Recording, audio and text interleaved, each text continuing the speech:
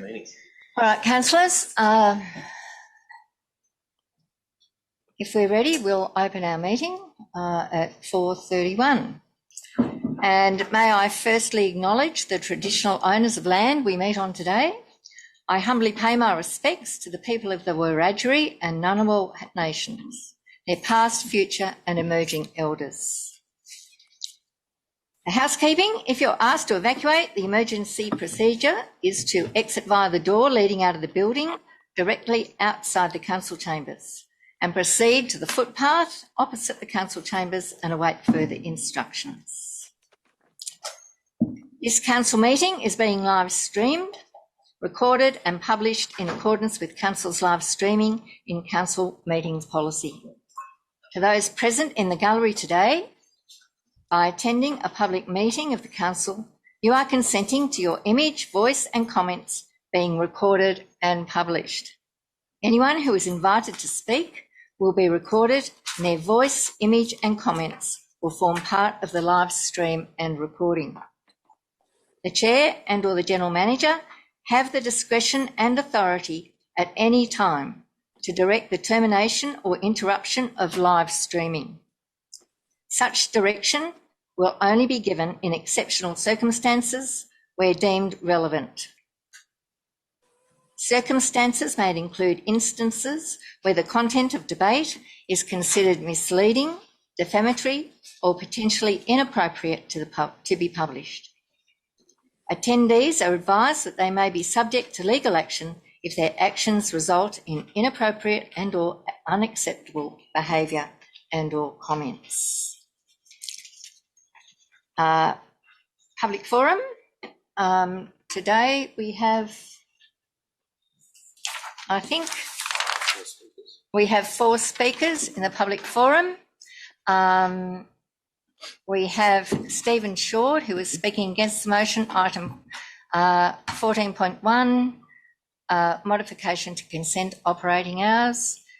Nicola Short is also speaking against the motion, and Caleb Jackson and Nathan Jackson are speaking for the motion.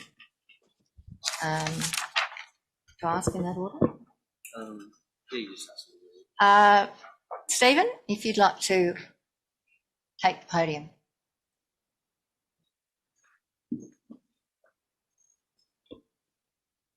Good afternoon, councillors. Firstly, I'd just like to say too that Tracy Lamb did nominate to speak, so I don't know why you didn't receive her email. Anyway.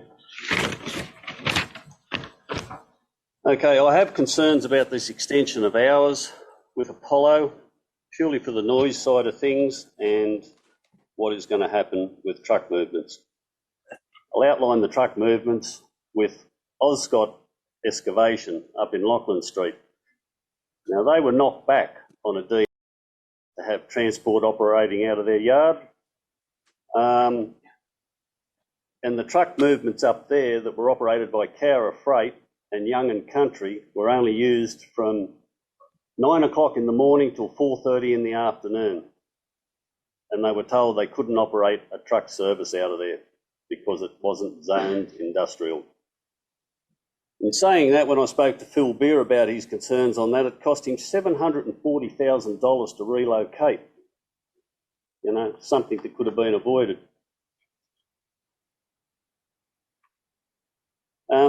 Apollo, with their truck loading and unloading, which they want to try and do from 5 to 10 o'clock at night, I think is just way too excessive.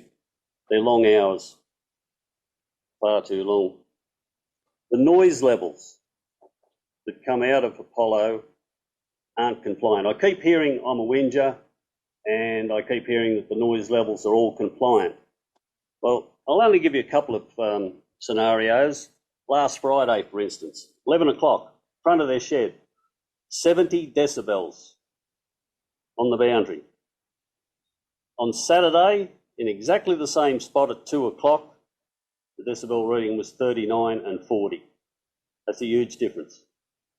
Over on our boundary, which is on the other side of the creek, we can get 55 decibels, and when they drop steel, we'll get 75 decibels. When they're not operating, it'll run at about 37 to 39 on a normal day.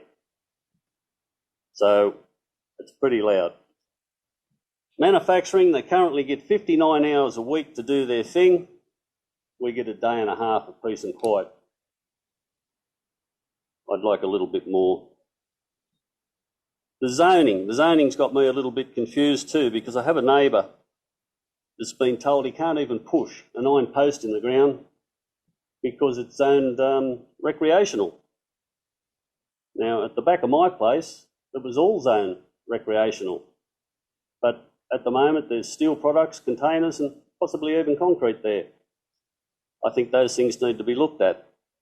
Because what I'm saying is possibly that Apollo is still in the wrong spot, and maybe council down the track, before they get any more expansion, might have to look at helping them relocate to the proper spot. The other day when I'd done a little bit of a walk around and spoke to some neighbours, I was also, one woman said to me, why didn't I get notified of these modifications that they want to do over there? I said, I can't answer that, why you all don't get letters. There's something like 75 houses in a close proximity with Jordan Place, Chums Lane, and the other side of the showground being close areas. Excuse me, Stephen, you have 1 minute. That's all right. This woman got quite upset because last November she had to ring the police between 10 and 11 o'clock at night before she got someone to answer because they couldn't get the grandkids to sleep. Now, that's obviously operating outside their hours. She was quite upset. And as I said, it was very interesting to talk to people that didn't know what was going on and weren't aware of the expansion, the proposals that's happening down in our neck of the woods. They hear all the noise, but they didn't know what they could do about it. And after we spoke to a few of them and that, yeah, I'm sure some of you councillors received an email. Anyway, thanks for your time. Thank you, Stephen. The second is Nicola Short. Yep. Sorry, can you hear me, councillors? Yes. Yes? Okay. Yes. Good afternoon, councillors. I'm against the modification to the extension of hours that has been submitted from Apollo Fabrications. As I stated last meeting, I'm opposed to the extension of hours as the noise emitted is excessive and extending those hours will only enable the business to continue with the intrusive noise. For there to be any extension, I believe the noise needs to be mitigated before anything is accepted. Firstly, I would like to acknowledge a comment that Caleb made at the last meeting. He stated that there is minimal noise and people are complaining about his father feeding the chickens. I'm not sure if he was insinuating that we made a complaint about the feeding of the chickens or we cannot differentiate between metal dropping and chickens. Either way, we are not worried about the chickens being fed. It can definitely tell the difference between those noises. They are very distinct. Secondly, I would like to acknowledge the comments made by Councillor Piper at the last meeting. He was very adamant in reassuring everyone that he was certain the noise issue and noise itself had been mitigated. I strongly disagree with those comments as the noise has not been mitigated and I don't understand how he can make such a statement when he has never been to my parents' house to inspect the noise level or even contacted my parents to accept the continual offers of invitation for all councillors to attend. In fact, my parents have requested attendance from councillors past and present over the past 10 years and since the last meeting, myself and my mum have emailed you all advising that we can be contacted anytime with any questions. However, it appears very few of you wanted to make any inquiries. Thirdly, there is a large neighbourhood that is extremely disgruntled as the noise has severely impacted their home lives. The majority of these neighbours have not approached or stopped approaching Apollo as they have in the past been met with a poor attitude. There were other people who started out opposing the noise. However, Apollo outlined their future expansion which involved buying up further properties if or when a DA was approved. You can make conclusions from that if you like, but I'll tell you that's not mitigating any noise, it is only mitigating the objections. I also have a grievance from the last meeting. During that meeting, a number of you voted for and others against, as you have the right to do. What followed next has me perplexed and extremely concerned. The following day, one of Apollo's owners, managers, whatever the title, confronted a councillor in their own store while working and alleged that the councillor has no right to vote against Apollo, which was observed by a member of the public and is 100% true. Following this, that councillor elected to take this matter back to a meeting and vote again, I would like to know if or how many other councillors were approached and how far such an influence can spread. I'm certain that if there is a chance of any influence, then a councillor cannot vote. You may think I don't understand business and have no idea, but you would be wrong. My family has run successfully owned local businesses, and I have grown up learning about the metal fabrication industry as my dad and other family members are metal fabricators. I understand there is hard work involved and the need for product is high. However, I have also learned that preparation and organisation are what you need to run your business successfully, not longer hours and loud noises that disrupt the neighbourhood, the residential neighbourhood. They moved into knowing that they are not meant to be doing what they are doing. Why should our neighbourhood suffer because of so many previous mistakes and applications that should never have been accepted in the first place? I am against the extended hours because the noise hasn't and will not stop no matter the rules and restrictions you put on them. They simply do not care, and at this stage, I don't think the Hilltops Council cares either. Thank you. Thank you, Nicola. Next up, Caleb, if you'd like to speak for the motion.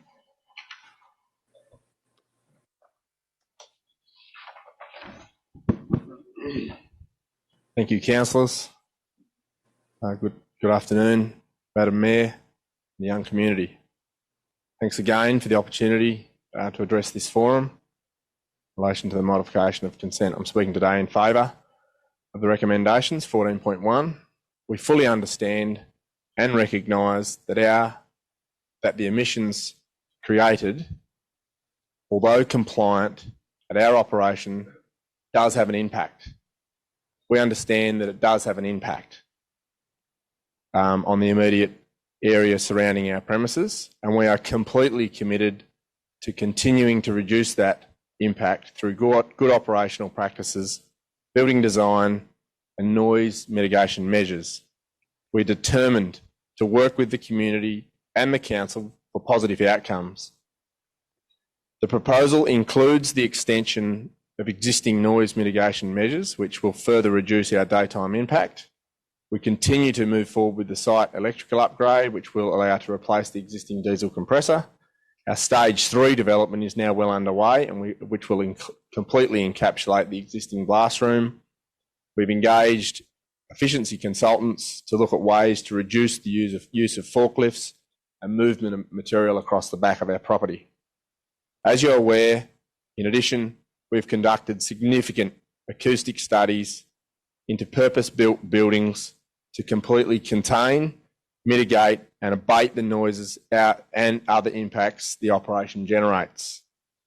The purpose of the application is to better reflect the sustainable operation of our business and provide some flexibility in the event of inevitable spikes in demand, production and or transport delays and other unforeseen circumstances. This application is not an attempt to operate the business outside the existing approved hours. The application is specific to quiet activities including loading and unloading of trucks, site maintenance, office administration, deliveries off-site. In line with the reports from the independent acoustic engineers, these activities meet the acoustic requirements for the EPA and the New South Wales roads noise policies. However, councillors, we are very keen to negotiate, modify, reduce, do whatever it takes to work with the community for sensible outcomes for all stakeholders. We are stakeholders, councillors. At the end of the day, we are both, there's fors and against stakeholders. We are stakeholders in that area. 2010, two young guys purchased the only suitable industrial building available at the time in Young. Was it ideal? Probably not. Was it the only option? Absolutely. This building continues to remain our only option, councillors. We are determined to move it forward in a sensible way so that we can contain, mitigate and abate our noises. Once again, councillors, very little in life is perfect and ideal. Industrial land available in Young is far from ideal.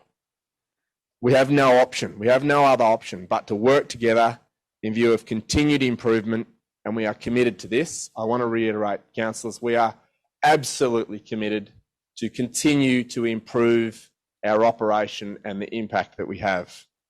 We're very confident, I said last time, we're very confident about the future of our manufacturing business here in Young. 18 new staff, traineeships, in-house training. There's lots of positives about our business, councillors. I know that there is some of the local community is dead against us, but from our perspective, we are determined to work with you and the councillors and the council and all of the stakeholders for an improved and sensible outcome for everybody. Thank you very much. Thank you, Caleb. And our last speaker today, Nathan, who is for the motion. Hello, councillors. Hello, Madam Mayor.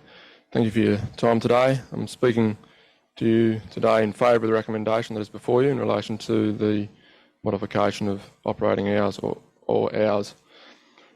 I've submitted a complying development application which Council's own reports confirm. We are willing to make modifications to the proposed hours in the spirit of working together with the community, neighbours and council. After numerous conversations with neighbours, community and councillors, Apollo will be willing to modify the recommendation that is before the councillors. The proposed changes were distributed to all councillors. However, I'd like to quickly run through them again to explain the process of each item. Manufacturing, to remain as per the recommendation before you. Monday to Friday, 7 a.m. to 6 p.m, which is no change to our current DA hours. Saturday, 7 a.m. to 1 p.m, change from 11 a.m. to 1 p.m.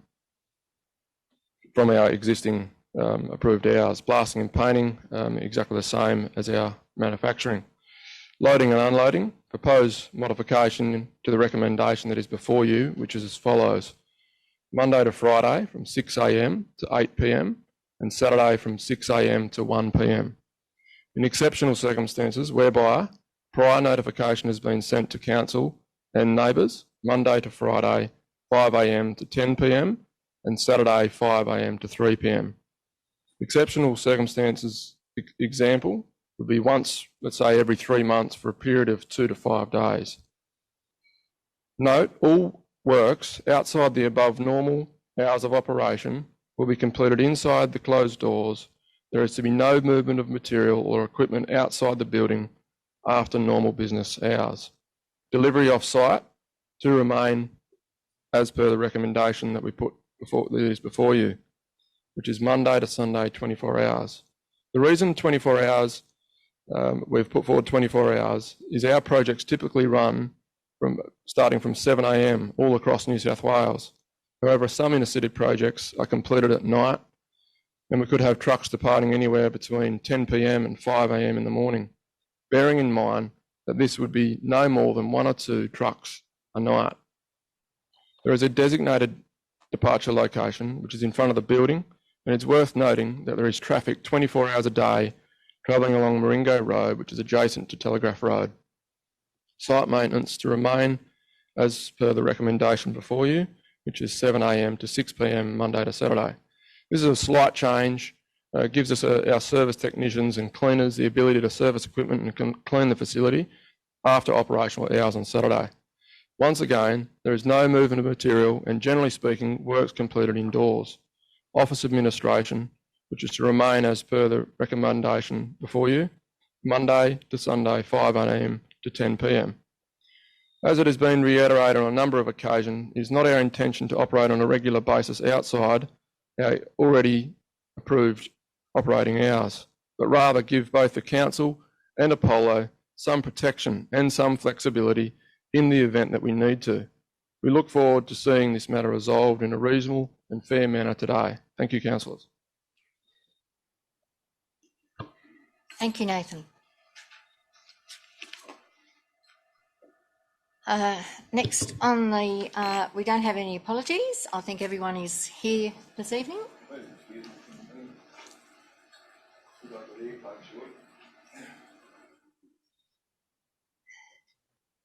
And we don't have any applications for leave of absence. All right. The next, I'll ask that the staff and members of the public be upstanding for a minute's silence to express our sympathy at the passing of the following.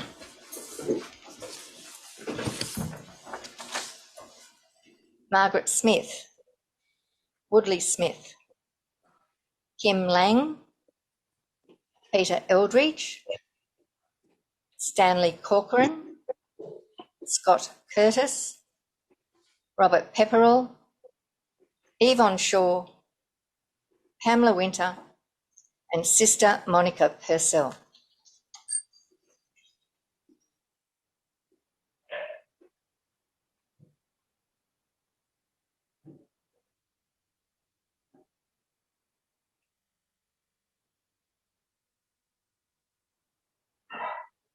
Thank you, councillors.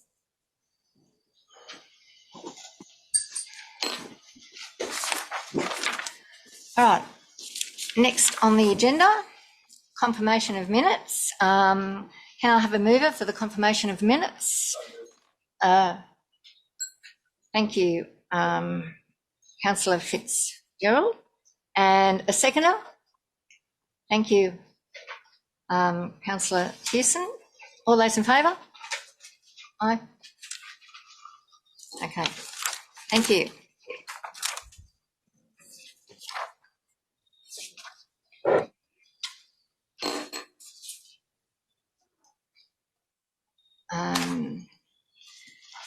We don't have any disclosure of interests, do we? I haven't received any or seen any. Councillor Stedmiller. Councillor Stedmiller. Madam Mayor, just in the development application statistics, I believe I've got a non-significant non-pecuniary interest for the items coded 194 and 195. Thank you. Thank you, Councillor Stedmiller.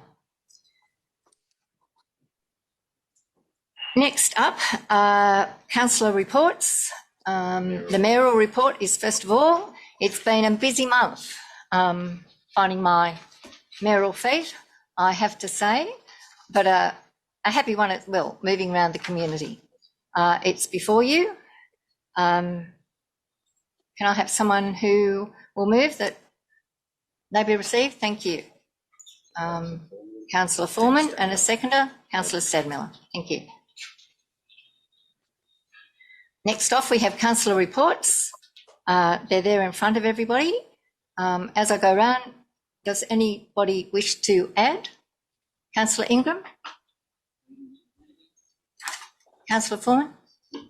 I attended the Sunrise at Grove Estate for Tour de Cure and also attended the citizenship ceremony this afternoon at 2 o'clock.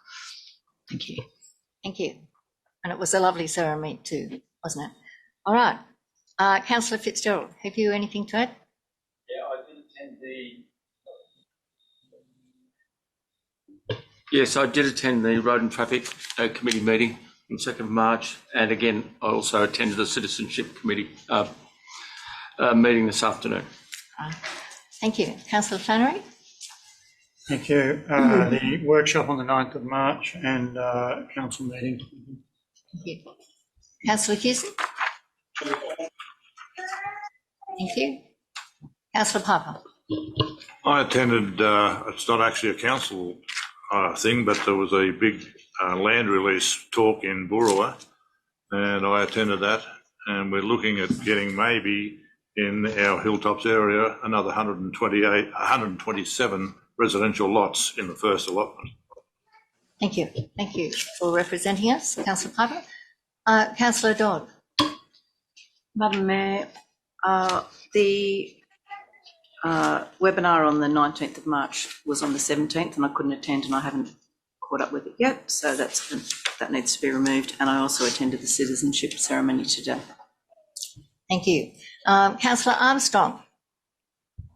Meetings as minuted and also as presented in the report. Thank you, Councillor Armstrong. And Councillor Stadmiller. Madam Mayor, I attended the local government conference in Sydney and meetings as minuted. Thanks. Thank you. Now, I'd like to move that we actually move. Pardon me.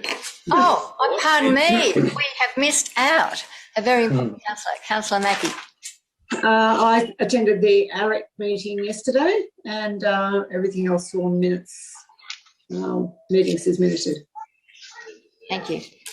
All right. I actually did go to the development meeting myself the other night in Boorowa, and I'm not sure if John's stats are right, because I think it's only 127 blocks all up, not in the first allotment. Okay, but attending the meeting most probably is the most important, so thank you. Can I have a mover? Thank you. Councillor Foreman, and seconder? Thank you. Councillor Ingram. All in favour? Thank you. Now, am I right in getting back to where I was? And thank you for your patience, everybody, as I'm still learning my mayoral role, my meeting role. Because of the interest shown in 14.1, modification to consent operating hours, I'd like to move that we actually move that from... Just a question before we do, Madam Mayor. I thought you couldn't vote on a planning matter that had been rejected for council within 6 months. I didn't think it could be brought back for 6 months.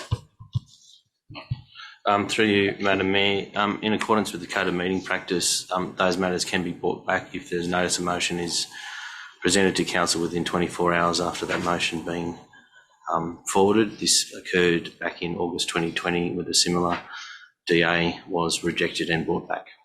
Thank you, Madam Mayor. Thank you, General Manager. So if everybody is in accordance, could I move that we actually move 14.1 and we attend to that matter now? Thank you, Councillor Ingram. And a seconder? Oh, I'm a mover, aren't I? The seconder? Thank you. Pardon me. Those in favour? Those against?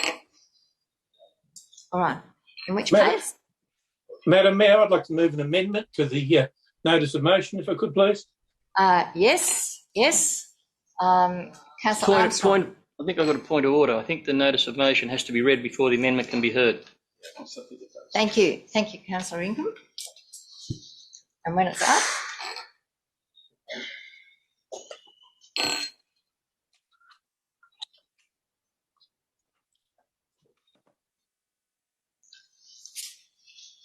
I'm happy for that to occur, Madam Mayor. Where? I assume there's no councillors that need to make any declaration given the comments that were made earlier. Maybe we need to ask for a point of clarification, Mr. General Manager, through you, Madam Mayor. Councillor Flannery touched on then, one of the speakers touched on, I know new councillors went to induction courses and training, but I'm just wondering, hoping that all councillors realise that you aren't to indicate which way you'd vote on any matter before the matter is dealt with in the chambers. From what I'm hearing, I'd hate for a councillor to make an error by not being aware of that or put themselves in a position where they have a conflict of interest against the code of our meeting practice. So I don't know who it was, what's happened. I was made aware of the very same thing, and the person who was present is willing to speak to the General Manager in private in regard to that matter. But just maybe a point of clarification, Mr. General Manager. Through you, Madam Mayor, I've received, I did take note of the Speaker, Nicola Shroud. I haven't actually received, it would be a code of conduct matter. At this point, an allegation has been made, but no formal complaint to me. I can only act upon a complaint made to me. I'll remind all councillors that in relation to conflicts of interest, it is up to the individual councillor to declare a conflict if they have a conflict, and it is their decision ultimately whether or not they have a conflict. Then it is up to the process, should someone challenge their decision to speak or not to speak, as the case may be, and then an investigation would ensue, and for that to then be have to be proven. So thank you, Madam Mayor. Thank you, General Manager. Councillor Ingram, happy with that?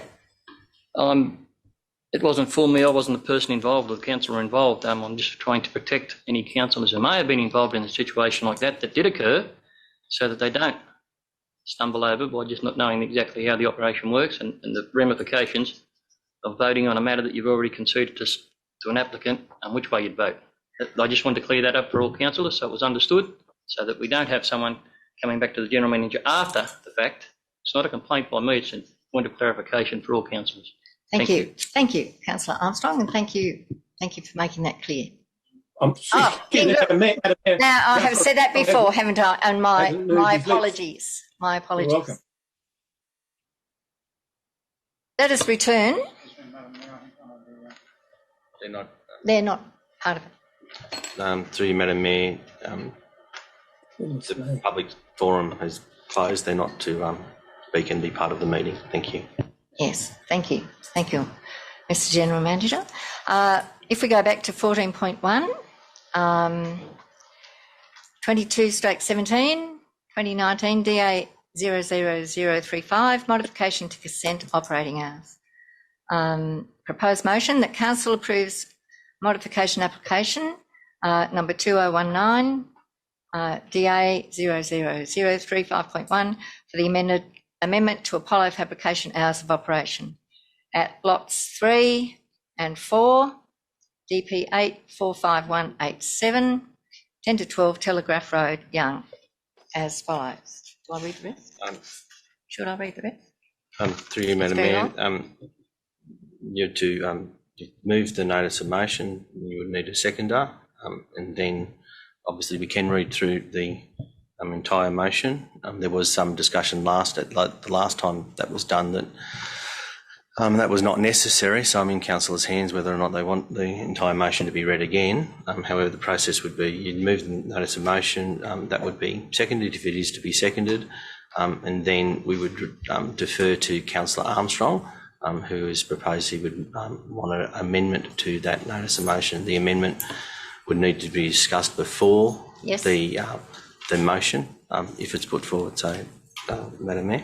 Thank you. Thank you for your reminder. Do I have a seconder for the motion? Thank you, Councillor Ingram. Councillor Armstrong, your amendment. Thank you, Madam Mayor. If I may ask Deirdre to just bring the document up, I have taken the liberty of emailing it through to assist the minute clerk there. Fundamentally, this amendment addresses the issue of increased hours or need for increased hours, and also attempts to balance that back off with some offsets in regard to maintaining the quiet enjoyment of the area. I guess the bottom line here is we want to make sure that everyone is doing what they say they're supposed to do. I believe that by providing a nominal 2 hours on Saturday from 11 till 1, we are providing a significant opportunity for Apollo to move forward with their works. That continues on for the blasting and painting, loading and unloading, delivery off site as well, and site maintenance is from 7 to 6. Office administration is retained from 5 a.m. to 10 p.m. So there is minimal additional disruption for the area. There is increased opportunity for Apollo, but there certainly isn't the situation where delivery off site turns the property into a de facto trucking yard. Certainly, that I don't believe that was ever the intention. This guarantees that it's not likely to take place with approval. I guess the issue of trust is one which is pretty thin on the ground, it would seem. I believe that this amendment provides opportunity for that trust to be earned through compliance rather than given, and then subject to potentially being broken or alternatively being proven. It is easy for councils to give when it comes to DAs. It is hard, if not impossible, for councils to take away.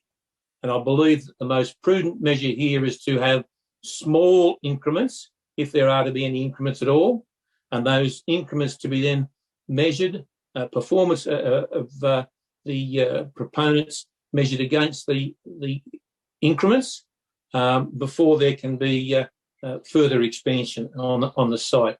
That may not be to the proponents' liking, and it's probably in some respects not to the objectors' liking, but I think that this is perhaps the best balance between the two. Madam Mayor, I commend this to my councillors. Thank you, Councillor Armstrong. Now, just a point of clarification here. Did we need a seconder for the amendment? Yes. Yes. I was just about to call for that. I'll call for a seconder. Thank you, Tony. Do we have a speaker for? Just a question, Madam Mayor. Could we be advised again of what site maintenance entails, please?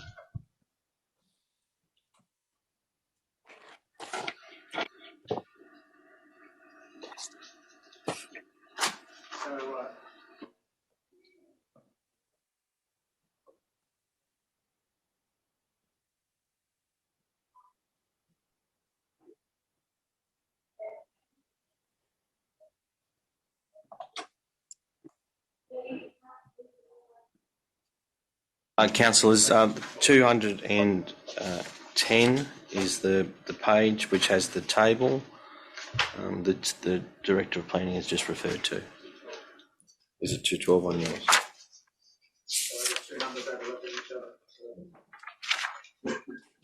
Well, it's on 210, which is part of the motion, and also an explanation on 212 as well. So, excuse my stupidity, but what does routine setup, what does it actually mean? I'm sorry, I didn't.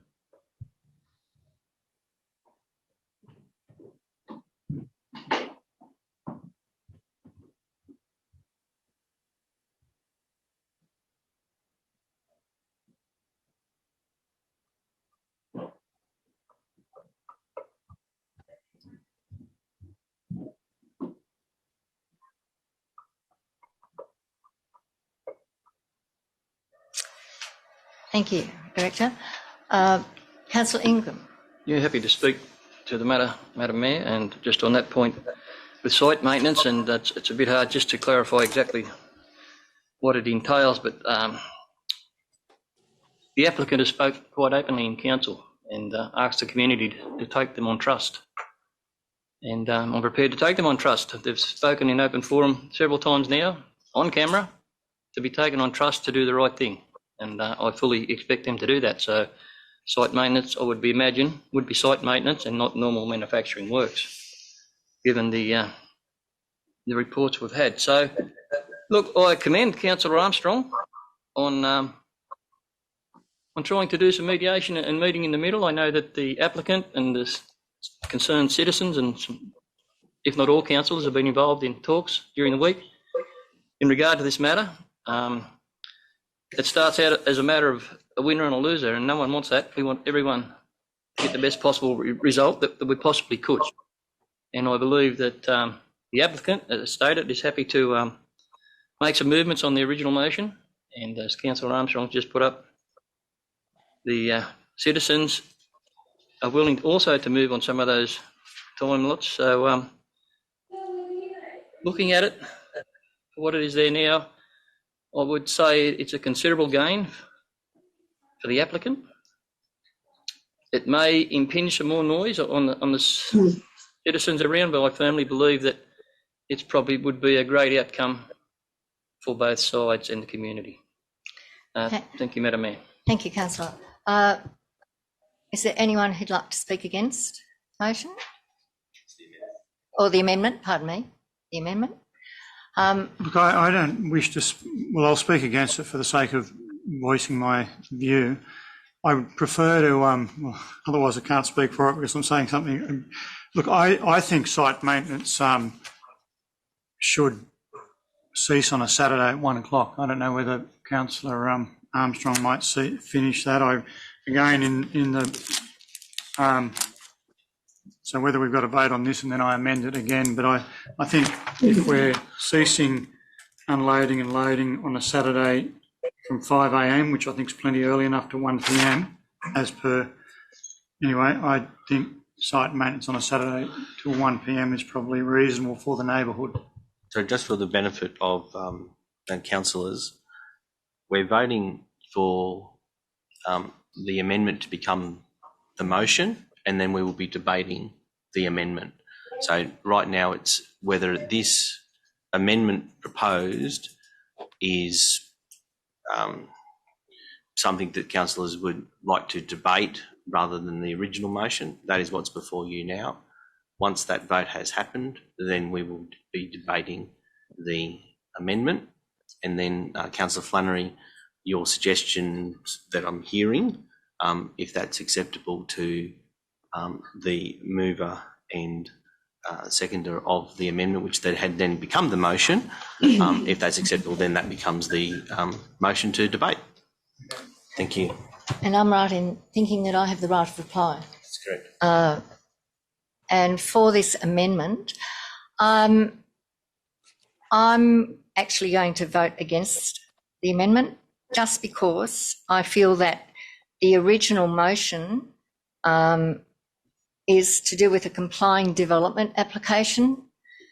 Looking at the DA, reading through it, there are major controls, which enforcement of that is a compliancy issue. It's not what we're looking at. We're looking at the motion in front of us and the DA in front of us, and it is compliant. And as far as I can see, I cannot see any legal reason why we shouldn't pass it, and that is why I'm going to, I'll be voting against the amendment. So, if we have no further questions, queries. Madam Mayor, just a question. If we vote on the original application that came in and it's lost, can we come back to this amendment then? Through you, Madam Mayor, just to be very clear, the amendment is proposing for the amendment as proposed by Councillor Armstrong to become the motion, which is then to be debated. So this is not a debate about the amendment per se, it's a debate about whether this amendment should become the motion rather than the motion that was originally put. So you're not voting to make this the motion, we're voting to make this speak as a motion. Correct. Well understood. I'm learning. All right. So I'll put it to the vote. Put it to the vote. Those in favour of the amendment, if you'd raise your hand. Brian, 5. Councillor Ingram, Tony Flannery, 6. Eric Dodd, John Piper, Hewson, Joe Mackey, and Councillor Armstrong. Those against you'd be Patrick Fitzgerald.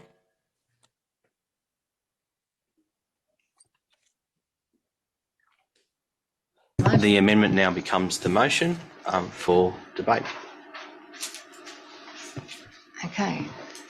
Now, has that been moved? So. Yep.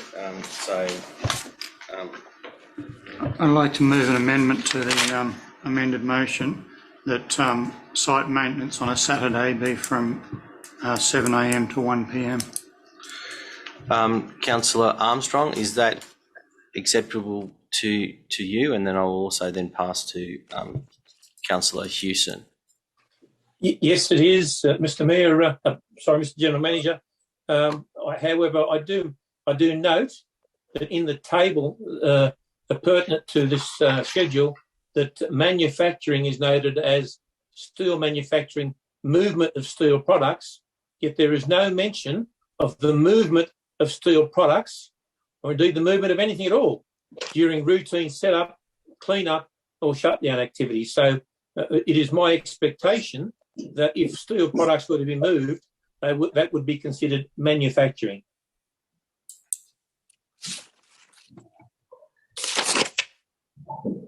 Thank you, Councillor Armstrong.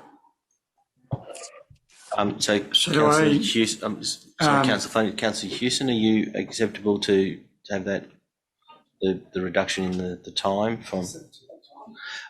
Councillor Flannery, what was your The proposal was to have site maintenance on a Saturday from 7 a.m. till 1 p.m. rather than extending till 6 p.m.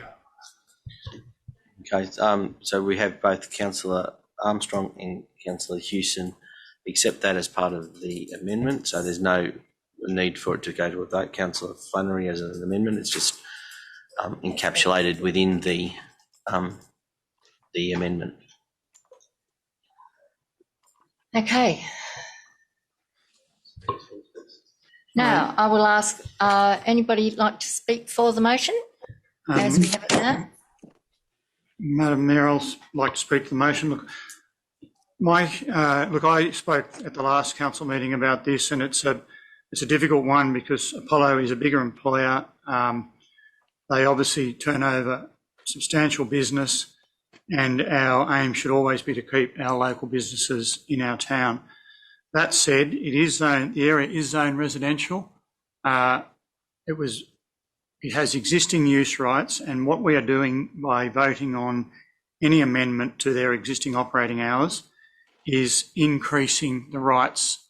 So we're moving beyond the basis upon which they bought that, they or anyone else buys existing rights. So in our overarching existence, we have an LEP. Now, there was plenty of uproar when we sought to amend the LEP a number of months ago regarding environmental matters. We need to be very careful we're not carrying out a backdoor rezoning of this from residential back to industrial, because in effect, that is what we run the risk of doing, and I certainly believe that's what we ran the risk of doing by having 24-hour loading. The reality is manufacturing, trucks and residential do not mix. So I think this is a compromise that isn't going to suit Apollo to the extent that they like, and it's certainly not going to suit the residential owners around the area, but at least it's a way forward for everyone. But I think we are running the real risk of a backdoor rezoning. Thank you, Councillor Flannery. Anyone against? Madam Mayor, I'm not sure because I might have missed my opportunity. My understanding is that site maintenance can be carried out is actually inside the buildings and could be carried out with the doors closed and does not involve any movement of steel. It is just about cleaning and getting machinery ready without any great noise, and could be inside the shed. And so maybe we could put in there, but like I said, I might have missed my opportunity, that after 1 o'clock on a Saturday, it has to be inside the shed with the doors closed. But then does that become a foreshadowed? Sorry.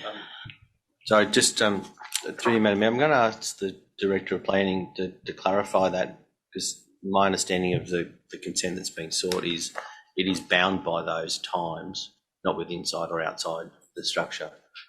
But I will pass to the Director of Planning. So we're on its own.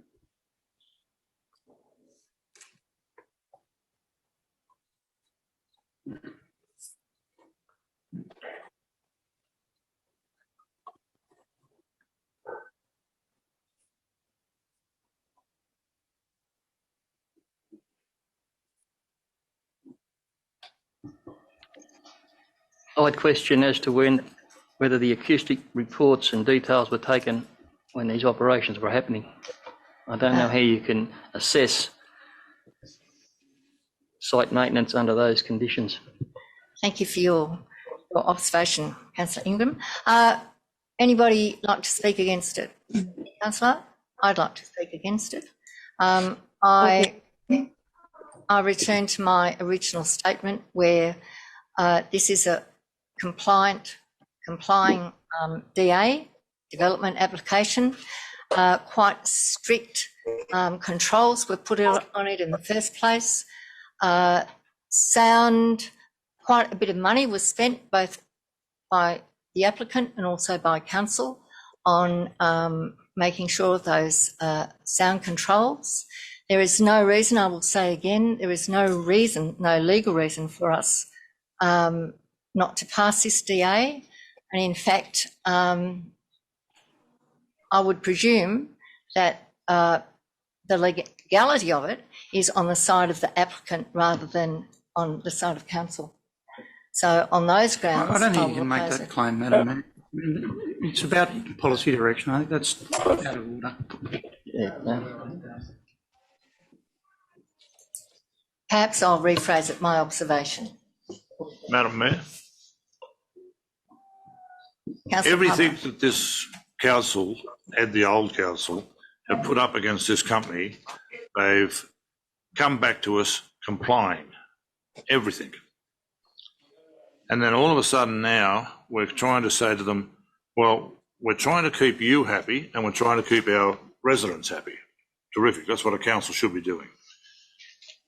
What we're having a look at this minute is that everything that we have asked this company to do, they've done and passed with flying colours.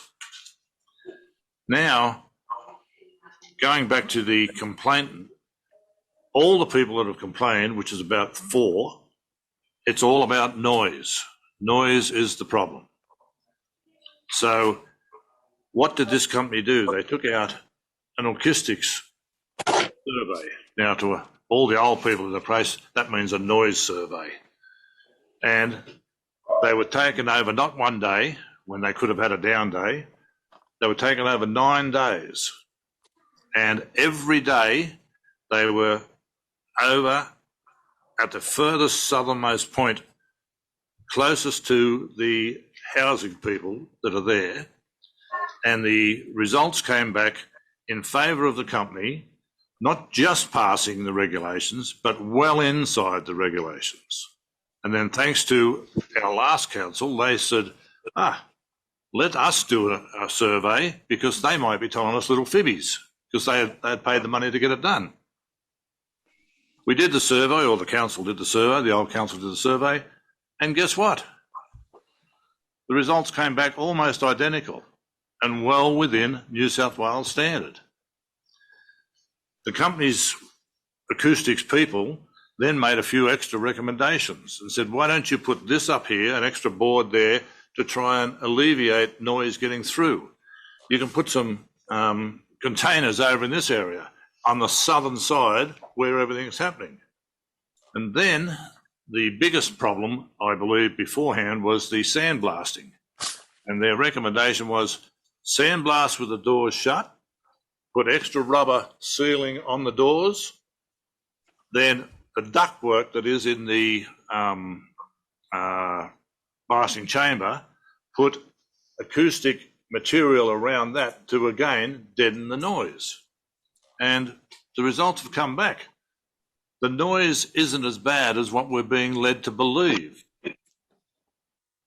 I can't see how they or us, because the old council did the right thing too, they did their own test. You can't trust these buggers, they've made mistakes before. And since we've had our new general manager, he's fined them 3 times because they haven't done what they're supposed to have done. So we're not afraid to fine them if they don't conform. Thank you. I'd like to speak for the amendment, Madam Mayor. Yes. And the first point that I take to task is Councillor Piper, and I appreciate the reading that you've done of the acoustic reports. I read the same reports a couple of times. I read them a little bit differently, apparently, with the results than you did. Having been involved, and as you pointed out, I was the councillor who asked for an independent acoustic report to be done. Little naive me. Little did I realise that those testing would be done after the applicant was contacted and told they were coming to do some testing. Oh, whoops. That's not what I call independent testing. What I would call independent testing is random testing over a period of a month on the spot without any notification that we're going to be there. So there's acoustic reports are there in black and white. Actually, if you read 2.2.1, discussion of measured results, you will find out that it doesn't say they were well under. Reasonably acceptable. They may be subtly over what the legislation says. It's all in the reports. But anyway, that's just on that matter. As I spoke before, so I won't speak too long, Madam Mayor. I can commend the applicant and the opponents for discussing and coming up with suggestions about what might be happy for both parties. No one's going to be completely happy, but we have to get to a medium somewhere where our industry and our growth is looked after, and so are our citizens. And I commend Councillor Armstrong once again for putting this forward. Thank you. Thank you, Councillor Armstrong. Ingram, my apologies, my sincere apologies. Councillor Ingram. All right. Those in favour of the motion? If you put the motion? Of the amendment, pardon me? It's the motion. So I was right the first time. Those in... Can we have some clarification? Can we put the motion, Madam? Yes. Point of order, please. This is what happened at the last meeting. There was a lack of clarity about the motion, the amendments, in my mind. That's not a point of order. That's a misunderstanding. It's your problem. Sorry, but I'd like to vote appropriately by knowing what I'm voting on. Now, can I talk to or against? Put the motion, please. Thank you. I do not understand. I believe we've only put one amendment. We haven't put the second amendment. Through you, Madam Mayor, the process that has transpired, Councillor Fitzgerald, is the original notice of motion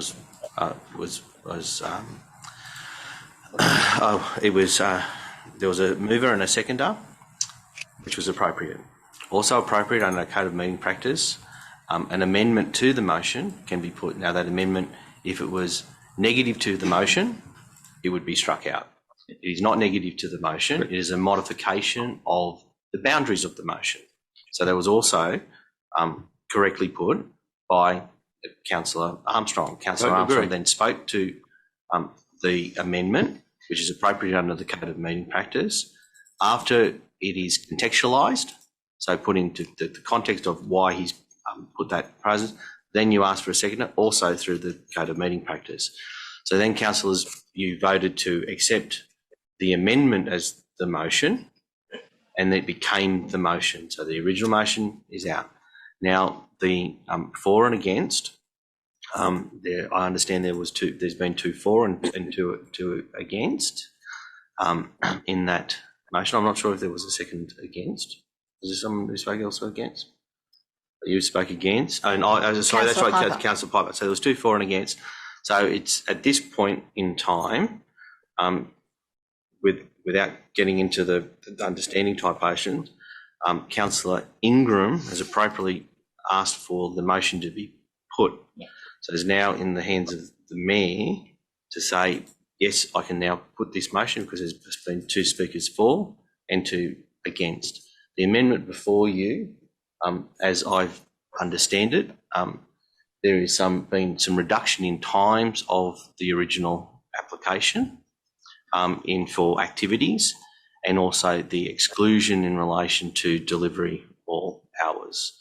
That is the simplistic part, as of my understanding. I don't get a vote, you vote on it, and that is the motion now before you for your vote to put. So at this juncture, per the code of meeting, Councillor Ingram says, can the motion be put? The Mayor has said the motion to be put. Now it is up to vote. If you feel you're not in a position to vote, you can't abstain. If you do not vote for the motion, it would be taken against.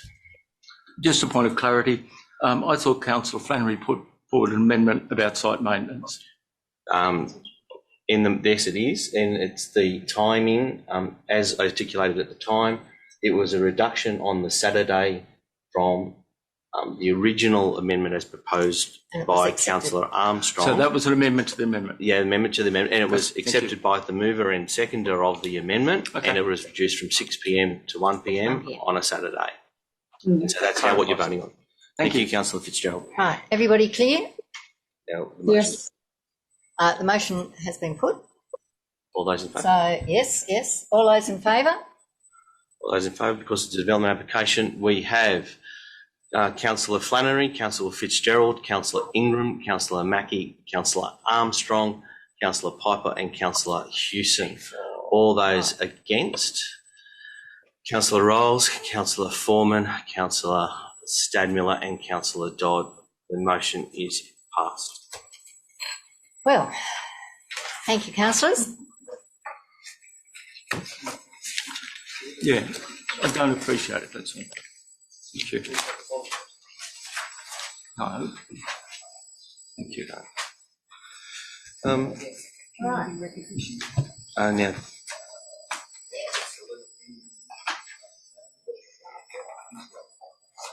let's go to community. Has anybody a community recognition Yes, that Madam they would Mayor, like to make? I have two Yes, Councillor Ingram. that I would like to put forward. Councillor Fitzgerald, could you just turn your mic off? I think it's going. Thank you. Bear with me.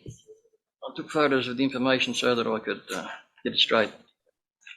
The first one that I'd like to put forward, if my phone will do the right thing while I want to go to photos, is the recognition of Jean Mills. Oh, yes. Into the Shearing Hall of Fame. Now, you talk about Jean Mills and shearing industry all day and all night and all week, but he's been he's what you call a true legend of the industry. His achievements and the amount of sheep he can shear, and he shore 450 lambs one day, and those lambs weren't belly wool and dollied up like they do nowadays. He's won that many titles in his career. He represented Australia twice, I believe. I know he's represented Australia twice. So I will forward some more information through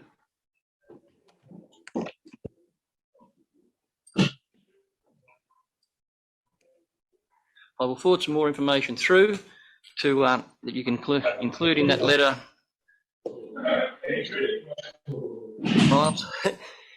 I'd just like to also mention the fact, not just his achievements in tournaments and shows, but the encouragement and the time he's given learner shearers through his career. Not just young shearers, older shearers. You never stop learning in our industry. And he's a true gentleman, as well as being a great man for the industry. And the time that he spends with learner shearers and improving shearers is commendable to all. So, and as I said, I'll send on some more information in regard to that. The second one that I would like to mention is Mr. Bill West, who was runner-up last year. And I don't know why the photo hasn't come out from where it was. I do apologise for that. I will forward some more information on in regard to Bill West, who was this year crowned the winner as the best custodian of Crown land reserves. He was put into the same award last year and was runner-up. This year he actually won the award, and the work that he does with the Brisbane Show Society and PNC out there, and not just around that, anything in that area, he's been renowned for it for a number of years, and this year he was awarded the official title. So I will also forward more information on in regard to Bill West. Thank you. Thank you, Councillor Ingham, and I'd certainly second your nominations for both those cases. Madam Mayor, through you, Councillor Ingham, the first gentleman, how old is he? 68. Gene, he's 67, he's going to 68 now. Yep. He's it runs in their blood. I believe he's got a grandson now who's shearing a pair of sheep and shearing them exactly like Gene would. So yes. And it's in their genes, to say. It is. A bit of a pleasure, yeah. Thank you. Any more? Yes, Councillor Dodd. Madam Mayor, am I allowed to recognise a group? You certainly are. Well, I would like to commend the Young Society of Artists and Hilltops Arts Incorporated, and for them to be congratulated on the inaugural Hilltops Off the Beaten Track Art and Cultural Trail over the last couple of weeks. It was really well run. There was a great diversity of experiences and locations. There was many different aspects of art that were represented, and it was right across Hilltops. And it was really exciting to see the talent that we have in Hilltops on display. And it was great to be part of that buzz of people getting out and about again in our community, and to see the number of visitors to our region as well. I've already heard excited plans for next year, and it was really great to be part of that that first year. It was a great couple of weekends, and I'd just like to congratulate all those who were involved. Thank you, Councillor Dodd. Councillor Flannery. I've got one, and he needs further nomination, to be quite honest. But Don Jamieson, who is a power of a community representative at Harden. He started as a former headmaster. He's just established basically a dementia group or dementia assist group out of Harden, trying to work in the Hilltops. And I think he's touched base with council, but hasn't really had the interaction that he will need yet. So could he be recognised for the work he's done over many, many years? And I think when he comes to council with a bit more support, because dementia is becoming an issue for all of us, some sooner than others, we might give him and there's only two of them at the moment. I think they're going to need a fair bit more support. Thank you, Councillor Flannery. All worthy recipients, I think. I'm always amazed at the social capital that we have here in our Hilltops. Can I just... Can I have a... I feel like I'm out in the wilderness. Councillor Mackie. I'm listening. I've just got one woman who has been recognised for two wonderful things in Boorowa. Her name is Greta Campbell, and a lot of Boorowa residents and other residents might know her. She's been working at Borough House for the last 29 years and has decided to step down. The other medal she was presented at the Boorowa show was for services, and I can't actually tell you the number of years. I'd have to look it up because I'm on the hop here, but a wonderful local woman who's done marvellous things for the Boorowa community. That's Greta Campbell. Oh, thank you, Councillor. And if you'd like to send in any information, that would be great. Now, do I have a mover and a seconder? A mover? Stadmiller. Thank you, Councillor Stadmiller, and Councillor Piper, seconder. All those in favour? Just one more, please, Madam Mayor. Yes. Hold our hands for a minute. I'd just like to recognise the efforts put in by Marianne Fitzgerald of the Murrumbara Harden Hospital, who I think retires this week after 25 years, looking after the administration of that facility during the previous facility and under the construction of the new facility. Thank you. Thank you.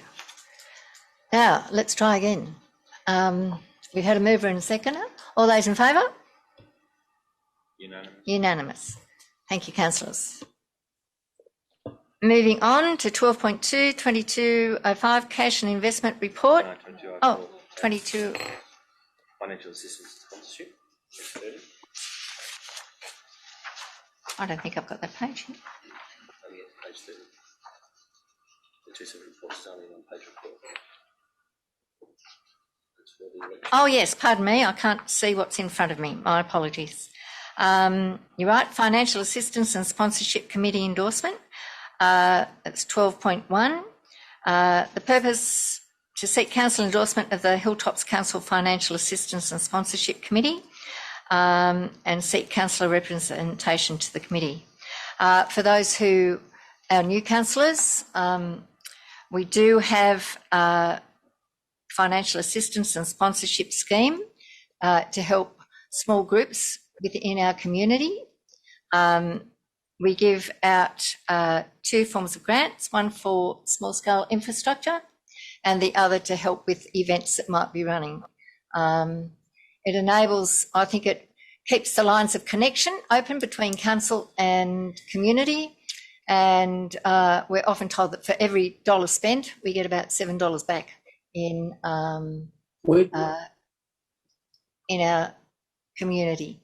At the moment, it is the program is current, and whatever we decide in the future with this will come out at budget time. But for the moment, we need to endorse the Financial Assistance and Sponsorship Committee as an internal advisory committee, and also call for councillor nominations for representations on that committee.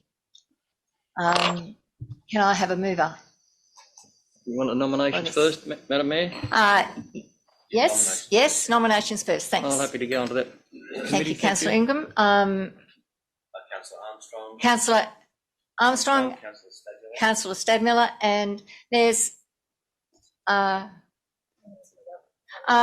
think last time we had about 4 or 5 councillors on it. Councillor Foreman. Yep.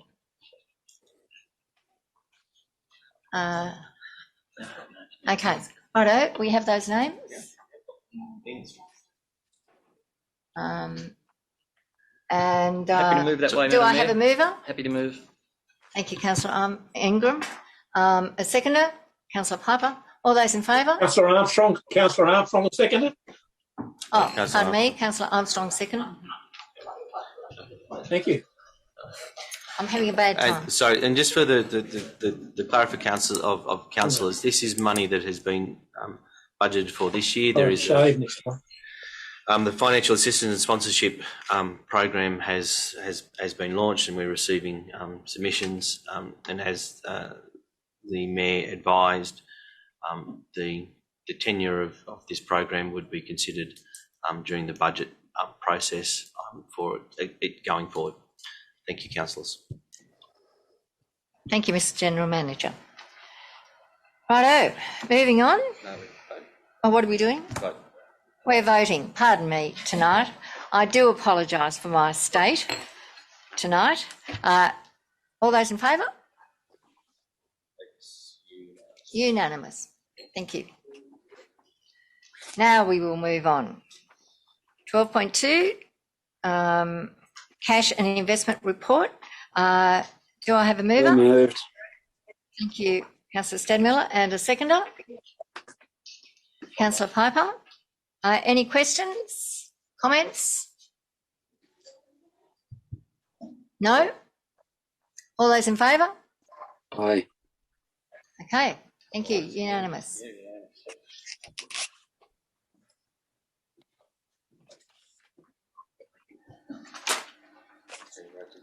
All right, 12.3, outstanding rates and charges and sundry. So moved. So moved, Councillor Stadmiller. Seconded, Councillor Piper. Any questions, comments? Through Madam Mayor. Question? Yes, Councillor Armstrong. I think Councillor Piper was in before me, Madam Mayor. Oh, thank you, Councillor Armstrong. Councillor Just a Piper. question, how did our auction go? To recover our outstanding rates. Through you, Madam Mayor, there was a mention in the newsletter. The auction was held on Friday. Only 5 properties made it to auction. All other accounts were settled by the land/property owners.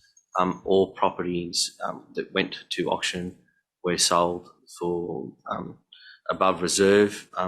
And my understanding from the discussion with the auctioneer, approximate market value. So councillor recovered rates, legals and interest from all accounts across the entire process. Thank you. So what in rates that we received prior to the sale and sales, is there any approximate quantum? There was, I think the value on the day was close to, in relation to the auction of properties, I think it was close to 100,000, and 200,000 was collected before that amount. I can clarify that and put that in the newsletter. I did put in the newsletter the values. Councillor Armstrong. Thank you, Madam Mayor. Thank you, Mr. General Manager. As an observation, it would appear as though it's been a highly successful operation in terms of recovery of those outstanding monies. In terms of future sales for unpaid rates, I note that there is $829,000, almost $830,000 in fact, over 2 to 5 years, and 324,000 overdue greater than 5 years, excluding the 200,000 from that we've already recovered. That would leave us about, in round figures, close to $1 million still outstanding in the 2 to 5 year mark. I'm just wondering whether there is scope for a further sale in the next 12 months. Councillor Armstrong, I can answer that. Can you turn the microphone on? Yeah, sorry, it's just the microphone. Look, certainly we have made movement in relation to identifying properties in that 5+ area, and I'll have the CFO talk more about the recovery of debt process. There's a further, can you hear me? Yes. There's a further 25 properties that were on the list that you came to council last August, and we spoke to the outstanding collections. Obviously, the process will be that they'll be instructed to go to expressions of interest again, and obviously Flemings and others will put in for that. And we were talking on Friday, that's probably going to happen probably after the end of the financial year. We have to allow 3 months for advertising, and that will probably occur. We'll try and plan that for around August, September. But the process was very, very well done, very well managed, and on the day ran very smoothly. So thank you, and congratulations to all the staff involved. It is a truly dreadful thing to do in terms of outcomes, but at the end of the day, it's something that has to be done. Yeah, correct. If no one paid their rates, we'd be in a terrible state. We would indeed, Councillor Ingram. Madam Mayor, we would indeed. I have a question of our finance gentleman here. Is there any legal time limit that we have to before we can try and recover our rates? Like, if I didn't pay my rates this year, can you put my land up for auction next year, or is there a period of time that we have to wait? We could certainly take debt collection, probably what we haven't done to date. We could certainly go down the track of letter of demand, statement of claim, etc. But we have to wait 5 years where there's a house on the land. We can sell vacant land after 12 months. We have to go and get it valued first and then go through the process. So there is a difference. Thank you. We could do that. Councillor Flannery, did you have a question? Councillor Flannery, did you have a question? It was covered. All right, thank you.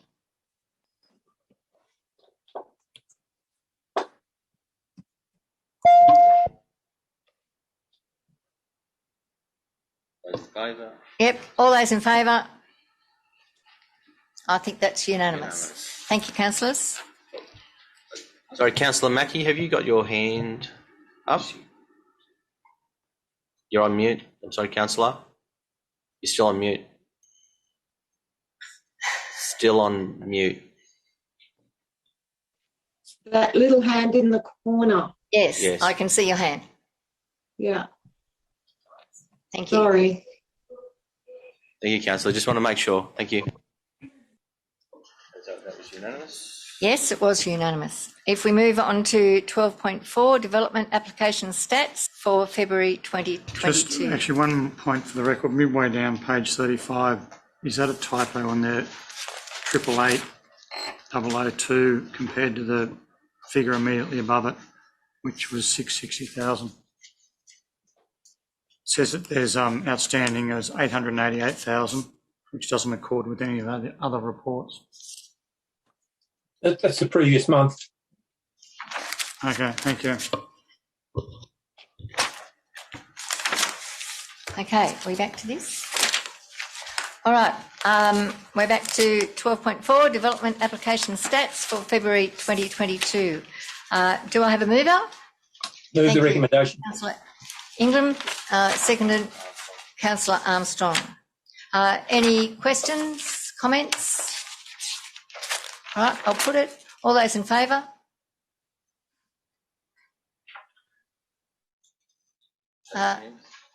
Anyone against? Councillor Stadmiller, did I see your hand up? Oh. Abstaining due to my previous declaration. Oh, pardon me. Yes, thank you. All right. Have it carried.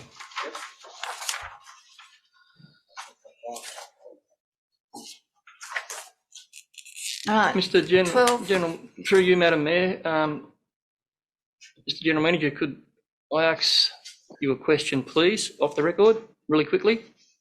Councillors, could I indulge me for a second? Through you, Madam Mayor. Yes, Councillor Ingram.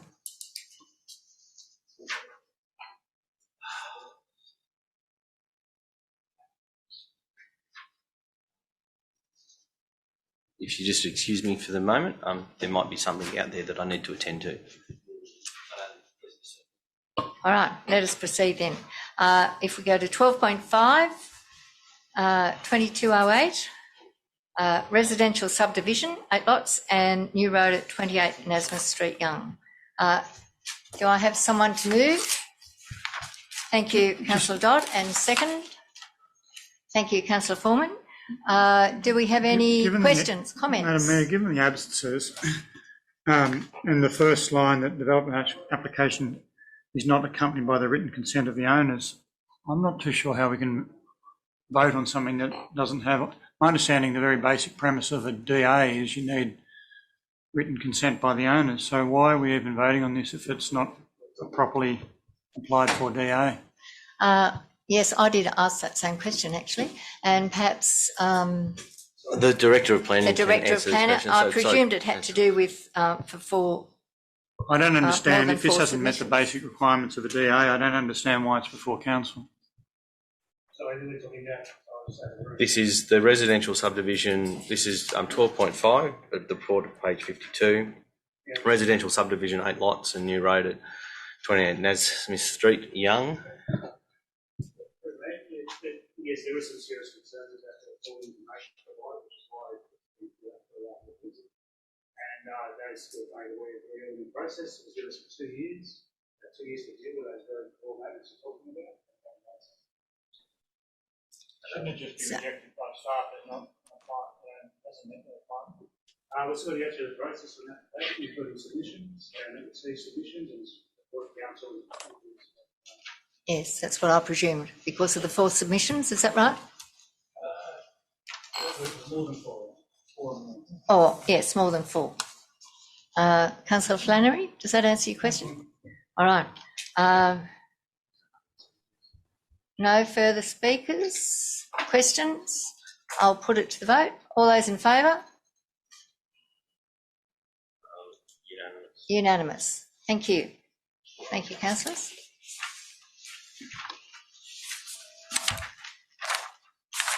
Next one is 12.7, am I right? 12.6 on page 94. Page 94, councillors. Here we go. 12.6, DA 2021, and this is for a movable dwelling, 197 Sads Lane, Monteagle. So moved. Thank you, Councillor Stadmiller. Thank you, Councillor Hewson. Yes, are there any questions, comments? All right, I will put it. Those in favour? Those against? Councillor Ingram against. Councillor Ingram against. Thank you. All right. Now we go to 12.7, the submission on agritourism amendment order, agritourism land uses in local environment planning. Move the recommendation. I heard 2 at once at that moment. Thank you, Councillor Ingram, and second by Councillor Armstrong. Do we have any questions? Queries? All right, put to vote. Those in favour? Unanimous. Unanimous. Thank you, councillors. Carried.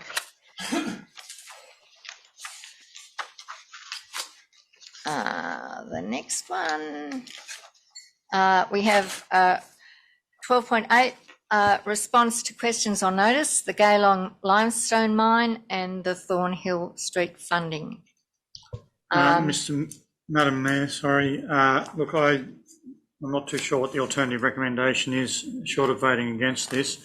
but certainly my expectation from the workshop was that we would get the detail around these, particularly the GALONG VPA and why there is a discrepancy. Now, all I've asked for are figures or a transaction list or more detail on it.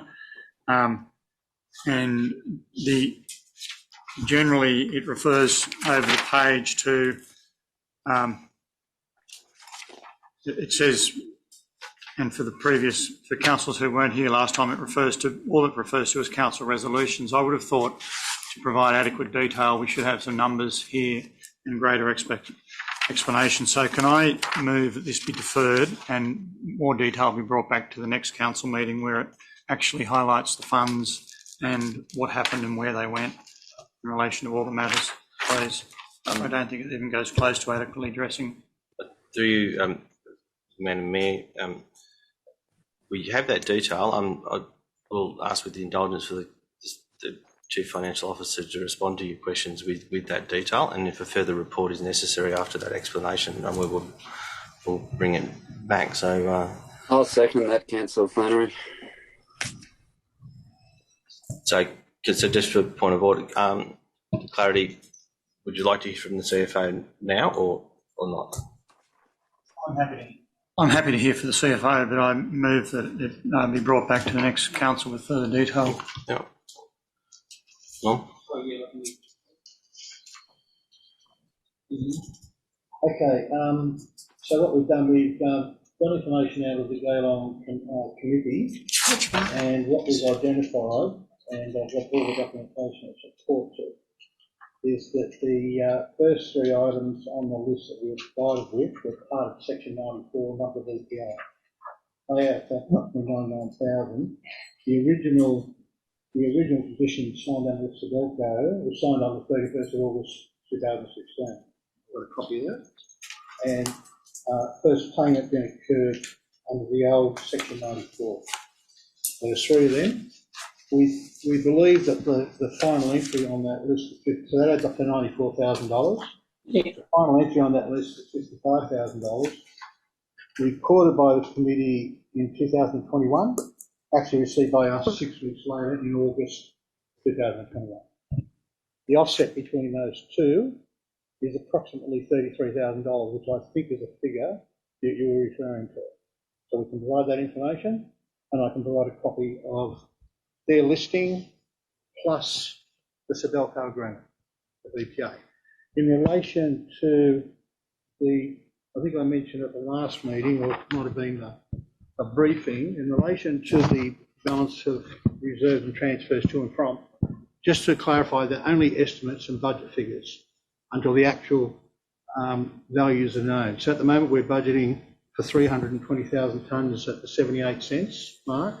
I know there's been an application, just talking to David, there's been an application to change that to 430,000 tonnes. So that's still based on that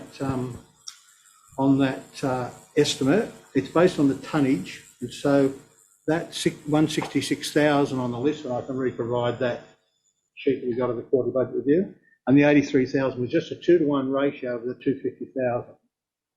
Then on the transfers from the reserve, 250,000 was allocated or estimated for the community capital work at Limestone Park, on the Limestone Park GALONG upgrade, stage 1.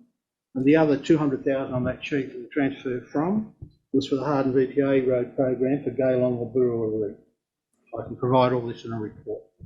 So we're quite comfortable those numbers actually lock in, as I said, to the order of financial statements. Remembering that the transfer on the transfer sheet, they're estimates, so obviously the actuals will be then recorded at June 30 once we provide the information. Certainly, if that can be provided in a report next council meeting, that would be appreciated. Thank you. Yep. So, to you, Madam Mayor, there's been a move to defer, so more detail will be provided within this report, and the report be brought back. So it's been moved by Councillor Flannery and seconded by Councillor Stadmiller. So it is a vote for the people, for the councillors, whether they want to defer for all the information that the CFO has said to be put into a report. So we'll put it to the vote. Those in favour of it being deferred? So we have Councillor Flannery, Fitzgerald, Ingram, Stadmiller, Armstrong, Mackie, Piper and Hewson. Those against, Rolls, Foreman and Dodd. Motion is carried. Okay. To defer the report. All right, the motion carried to defer the report to next month. And thank you for your input this evening. Right, let's proceed to you're even there before me, Councillor Flannery. Page 181 for councillors' information. All right, reports 12.9, works report, moved by Councillor Flannery, second Councillor Hewson. Question. Thank you, Madam Mayor, through you. Page 182 takes us to a little pet of mine, unsealed roads, gravel reshooting. Spoke at the last council meeting in regard to the figures reported in our quarterly budget as having only 10.5% of our works done on the gravel reshooting for the first 6 months. Looking at this report, and not a lot more has been done since then, but my question around that and the reasons that were given to me in council for why it hadn't been done included COVID, staff numbers, no gravel. I just got some questions to the relevant director or department in regard to that matter about lack of gravel for the new councillors, and someone may be able to correct me, and I'm not too sure of the exact number, but I believe there's over 20 pits the council has, gravel pits. So it's not as if we haven't got gravel pits. And for new councillors, once again, that the gravel has to be got out and dealt with and done by a contractor. And the report we got back was that we were short, we didn't have enough gravel. Well, my question to the department is, gravel reshooting didn't start in 2021, 2022. We've been doing gravel reshooting from day dot. So wouldn't we have it organised within our organisation to have enough ready gravel available to us to do the necessary works? We had a gentleman do a report on our asset management committee that was formed with Councillor Flannery, Councillor Armstrong, Councillor Wallace, previous council.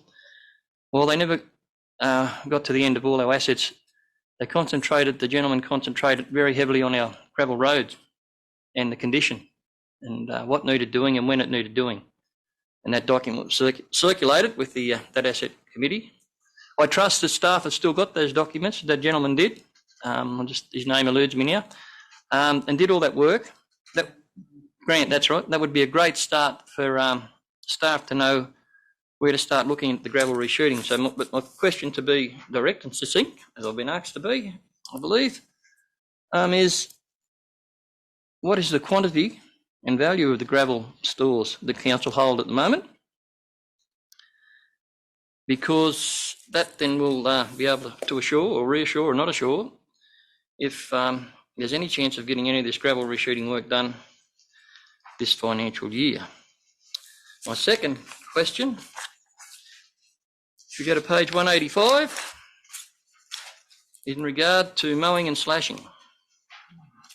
Now, I happened to travel to Harden at the end of last week, and I didn't get to Boorowa. I got waylaid and get to Boorowa, so I'll probably take on some advice from the Boorowa councils here.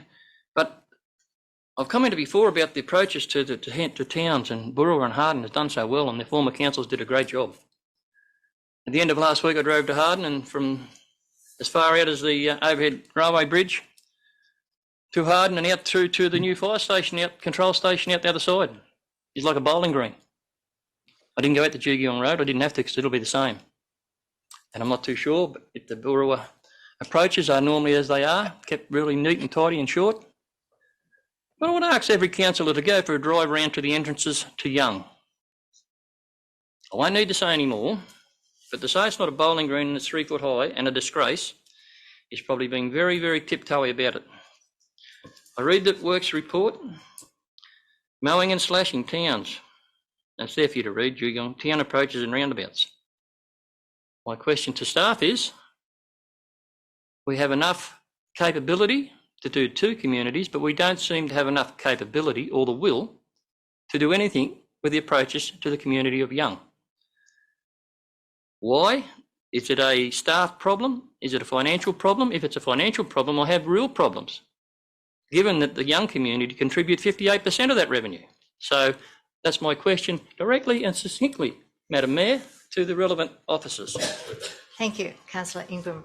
Through you, Madam Mayor, we have our head civil operations manager, Mr. Crisp, online, and he will certainly answer the first question, and either himself or the director will answer the mowing question.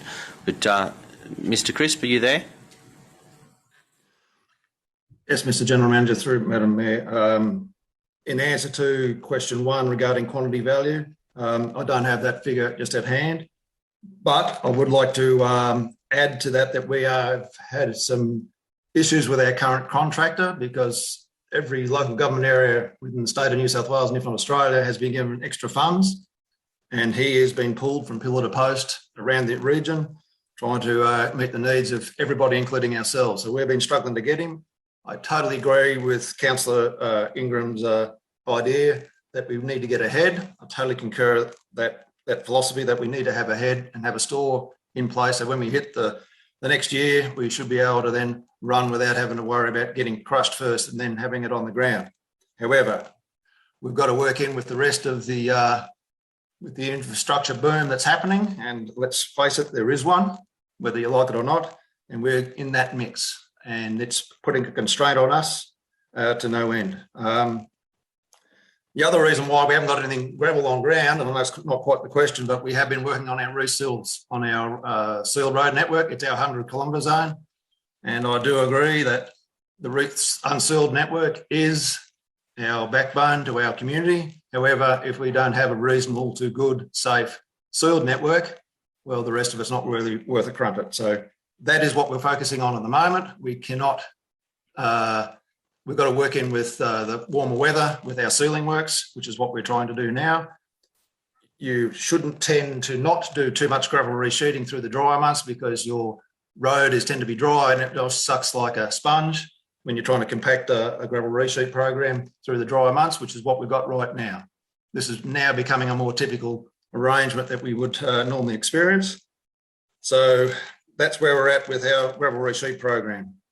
Thank you for that, Mr. Crisp. My quick and direct and succinct response to that would be, one day we can't do it because it's too wet. Next day we can't do it because it's too dry. Thank you, Councillor Ingram. I think that we have received an answer, and if we follow the Code of Meeting Practice, then I cannot permit discussion on any reply to or refusal to reply. You're very correct, Madam Mayor, and it also is in the Code of Meeting Practice and requirements by councillors and staff not to present misleading or false information. Thank you. Madam Mayor, can I have a question here? I'm sorry, Councillor Piper, there was a second question to Councillor Ingram, and I will throw again to our civil manager regarding the mowing question on entrances. So, Mr. Crisp. Thank you, Mr. General Manager. Through the Madam Mayor, Young is not through lack of want or try or heart. The staff have a huge heart in their town. It is purely a staffing number that we are struggling with at the moment, with the amount of facilities that we do have in Young that we are trying to run through. And that is why the entrances are not in their, what I would call a satisfactory state. Thank you for that reply, Mr. Crisp. My one comment on that would be we have enough staff to do the entrances to Harden and BOOROWA listening community. We have not got enough to do with the community of Young. Thank you. Thank you. Thank you, Councillor Ingram. Just a question of the gentleman that was talking there. I probably misunderstood. Do we have contractors to crush our ore and get it all ready? Yes. surely we've got the biggest, or one of the biggest council areas in New South Wales. Why haven't we got our own equipment and doing it daily? So we've got a stock supply. We don't want to get into the situation where we only do a truckload because we only need a truckload. General Madam Mayor, do you wish to make a comment? Yeah, sorry. Through Madam Mayor, if I can make a comment. Councillor Ingram was also correct. We have over 20 pits in our care and control in the Hilltops region. Some of them we push up, we don't need to crush. Others we do because of the stone quality. It is a specialist game to crush, and we do not crush all year round. We do not run through enough quantity of crushed material to warrant having our own equipment and crush our own. The amount of setup and specialist knowledge that you need to have on that crushing rig, we just don't have. And you're better off buying that expertise in, because you're also buying in blasting expertise and pushing up expertise as well. But particularly blasting, these guys are specialists in the quarrying game. They float around, not just us and not just other councils with quarries, but they also go into the mines as well. So they've got the latest gear, they've got their swims, they've got all their insurances, then they've got their expertise, because they're running around doing this sort of stuff almost 52 weeks of the year. Thank you, Mr. Chris, for your comments. A few questions, Madam Mayor. Councillor Flannery. I note when in the previous report we were discussing where the local road and community infrastructure money had gone, and then I looked over the page 181, it's got additional works, and we were advised the money went to Terrence Gap Road. All of the funds we applied for ended up at Terrence Gap Road, 1.67 million. I look across the next table, additional and not forecast works completed, Terrence Gap Road, 1.9 kilometres. How is it that we've put in for a grant for $1.6 million and received it, but we've done 1.9 kilometres of work on Terrence Gap Road that we didn't forecast we had to do? So I don't know, that's just something I noticed. There's shoulder work that's listed on the works report to be done. Could the Director please advise us of what shoulder works is required? Plan works, road shoulders, is it grading, is it spraying? It notes weed control along numerous roads, my understanding, and I would like it to be differentiated. There's two aspects of weed control that occur. There's shoulder spraying of weeds, which is actually done for bush. Mine has always been done using fire control money that we receive, and that is not coming out of the weed control budget, albeit it's controlling weeds on the road verges, but it shouldn't be confused with weed control of noxious weeds, and I think they should be listed separately or differentiated. Could we be advised of whether the shoulder is gravelling and resealing? The other one that I have serious concerns about, I've been waiting I looked down at works on page 184, and I've been complaining long and loud, or expressing my angst, anxiety, whatever you want to call it, about the lack of light towers at Harden. We received money 4 or 5 years ago, I think nearly 5 years ago now. A member of the community advised me last week that the light towers are going up. I said, oh, that's good news. And they said, yeah, they're going up they said they're going up in the middle of the soccer field, to which it was slightly exaggerated, but I went down there to have a look, and sure enough, the light towers are going up on the verge of the soccer field.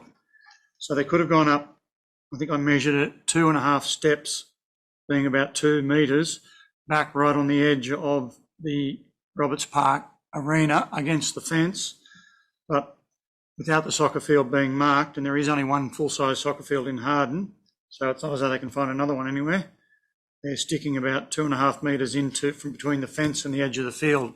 And my memory from when I was heavily involved in soccer, there's only about 5 metres to play with. So is there an explanation as to why the light towers have been put basically on the edge of the soccer field where someone can run into them, and not back against the fence where common sense might prevail? So if I could get a couple of answers to those questions, please. Mr. Crisp. Through Madam Mayor, regarding Terrence Gap Road, the works that was mentioned or is noted in the works report, the 1.9 kilometres, is not to do with the $1.2 million grant that we do have secured for Tarrant Scrap Road upgrade. That is under natural disaster funding. If we have a look at the third column, you'll note an ND there, which is natural disaster funding. So that was work that was reprioritised. That area, it could be dry and sunny down our end of the world, and that thing up there gets storms. And it's the reason why, as you probably would gather, that's why there's a dam being built up there. There's a higher rainfall area than the rest of the area combined. So Tarrant Scrap Road does get bombed with storms and steep topography. It washes out, which is why we got a grant to try and seal some of the steeper sections. So we're not up there all the time trying to amend to that. But in the meantime, that 1.9 Ks was reprioritised out of a wet weather reaction to that work that happened up in there. The shoulder works, Councillor Flannery, do you know what page you had that one on for the shoulder works? I can't find that one in the works plan. 185 and it's forecast for the coming month. 185. It just is at grading. What shoulder works is?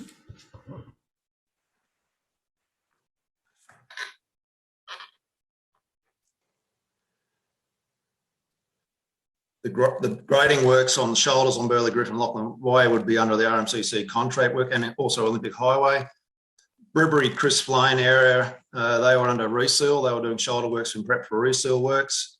I'd have to take on notice Dugong Road and Braemar Lane and Young Airport for what works was done there. So it is grading of the shoulders, is it? Yes, that's correct. Yeah. Sorry, I'm looking in the mowing slashing box. Sorry, I thought there was a grading box. No, sorry, I'm going to have to take that one on notice. Sorry, being mowing slashing, I'm going to have to take all that on notice. So I apologise.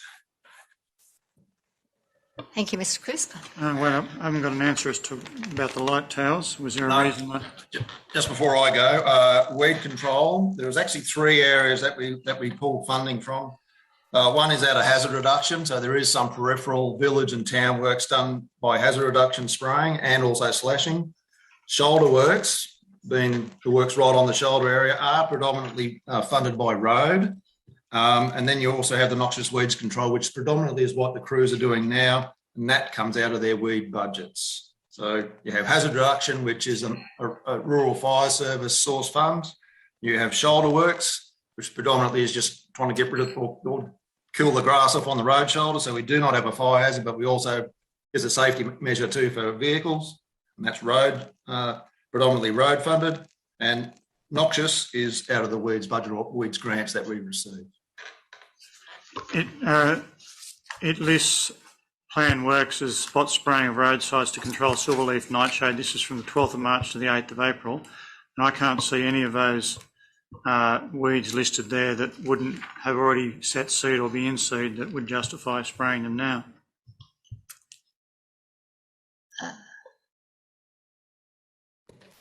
We'll note that as a question on notice and see if we can get some clarification from the weed section. Thank you, Mr. Crisp. Well, hold on. I still haven't got an answer on the light towers. I think we're waiting for the answer here. That was just for Mr. Crisp to finish. Thank you. Through you, Madam Mayor. The Roberts Park lighting issue that you're talking about, Councillor, we looked into it.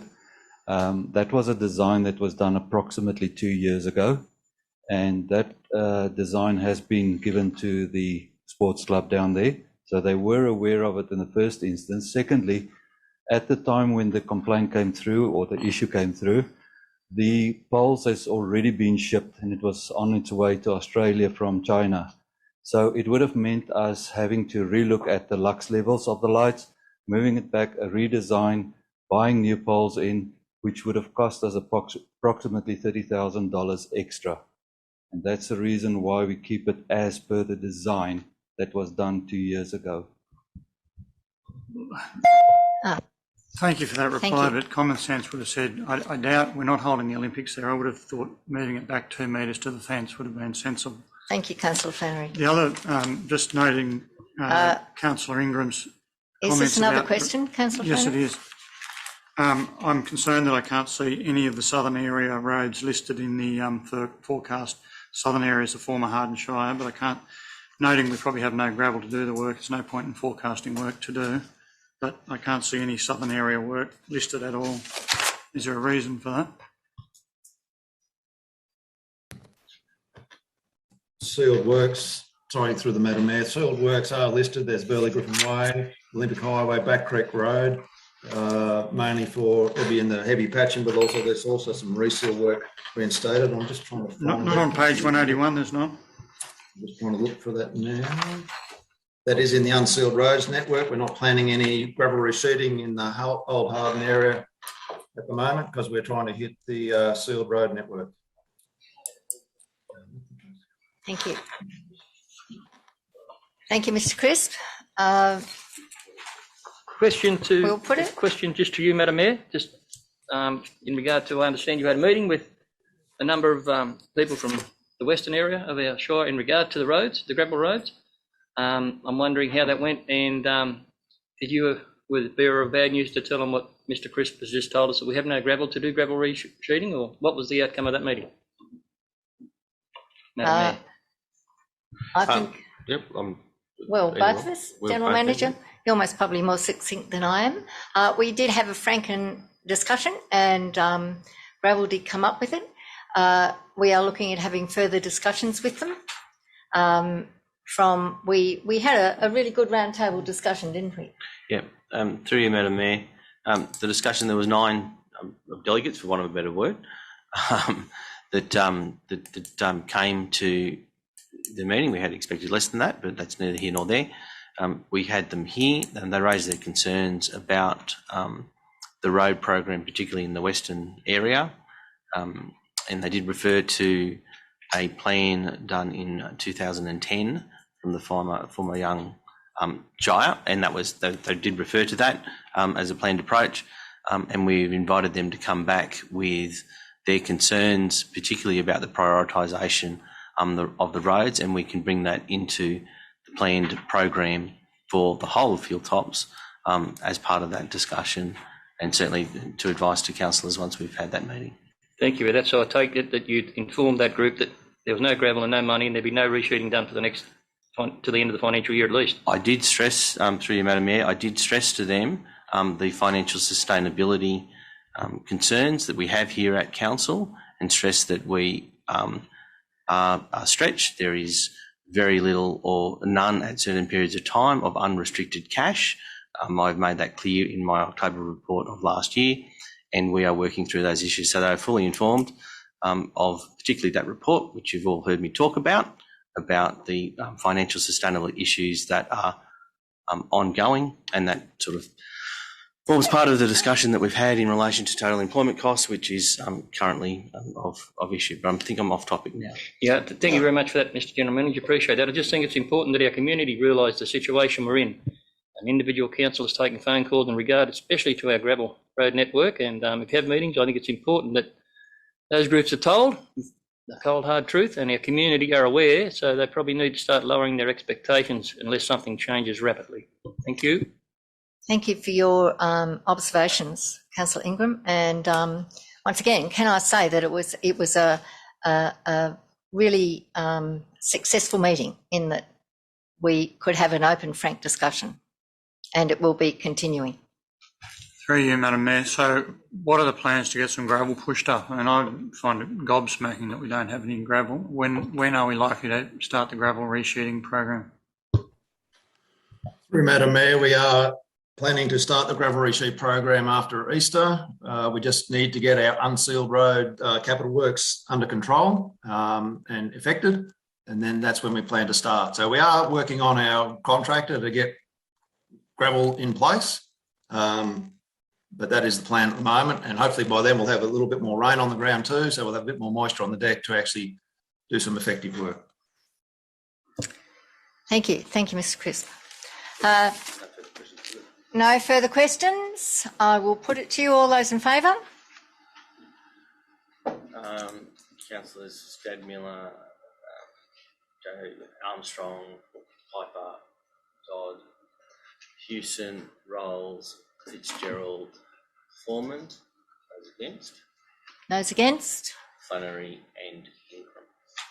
The motion is passed. The motion has Being carried. Thank you.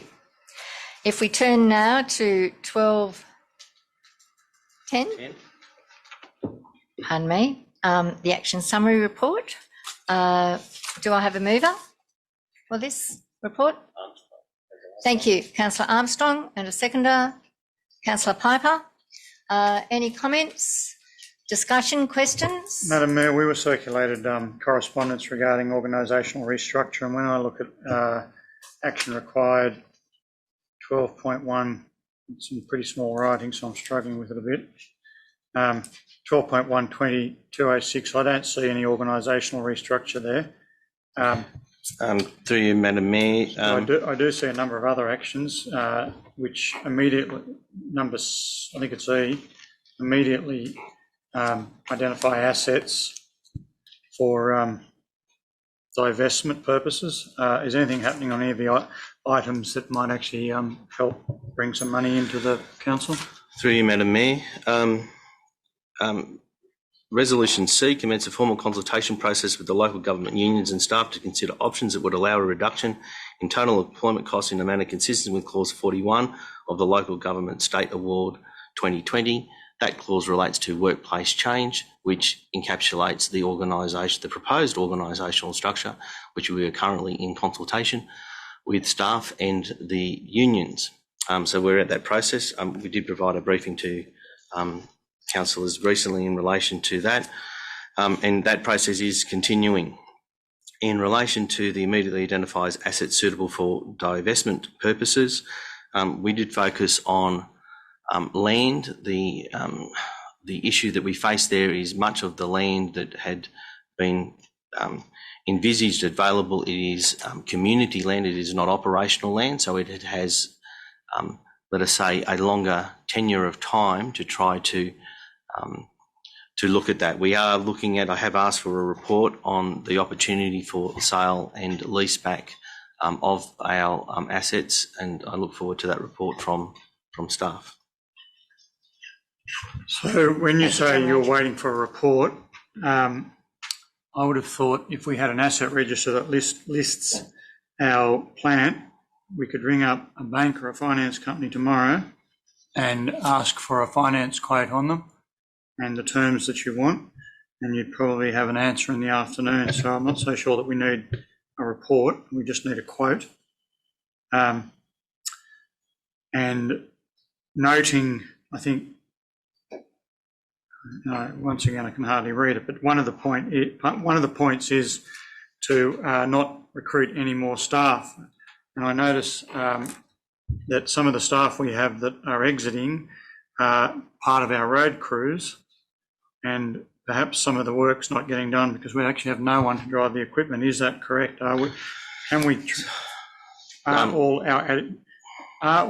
Is all the equipment we own able to be operated by suitably qualified and competent staff, or is any of our equipment not being utilised because we don't have the personnel? To answer your first question, Councillor Flannery, through you, Madam Mayor, the resolution says to implement an immediate recruitment freeze, allowing only for recruitment of essential positions. I've asked for any positions that are essential to be put to me.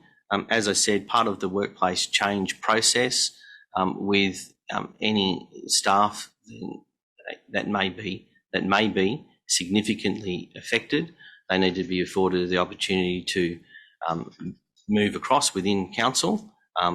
That's in accordance with clause 41 of the award. In relation to the number of staff to operate the amount of equipment that we have, I will have to pass to the Director of Infrastructure or the Manager Civil Engineer about what the part is. However, I will say, and I've said this publicly, we are currently over 50 vacancies within the existing structure, and the mooted structure, although less than that, we are in the consultation process. So yes, there is pain and there are shortcomings across council, across all of the services, which I've articulated before to the Director of Infrastructure. If there's anything you'd like to add to that comment.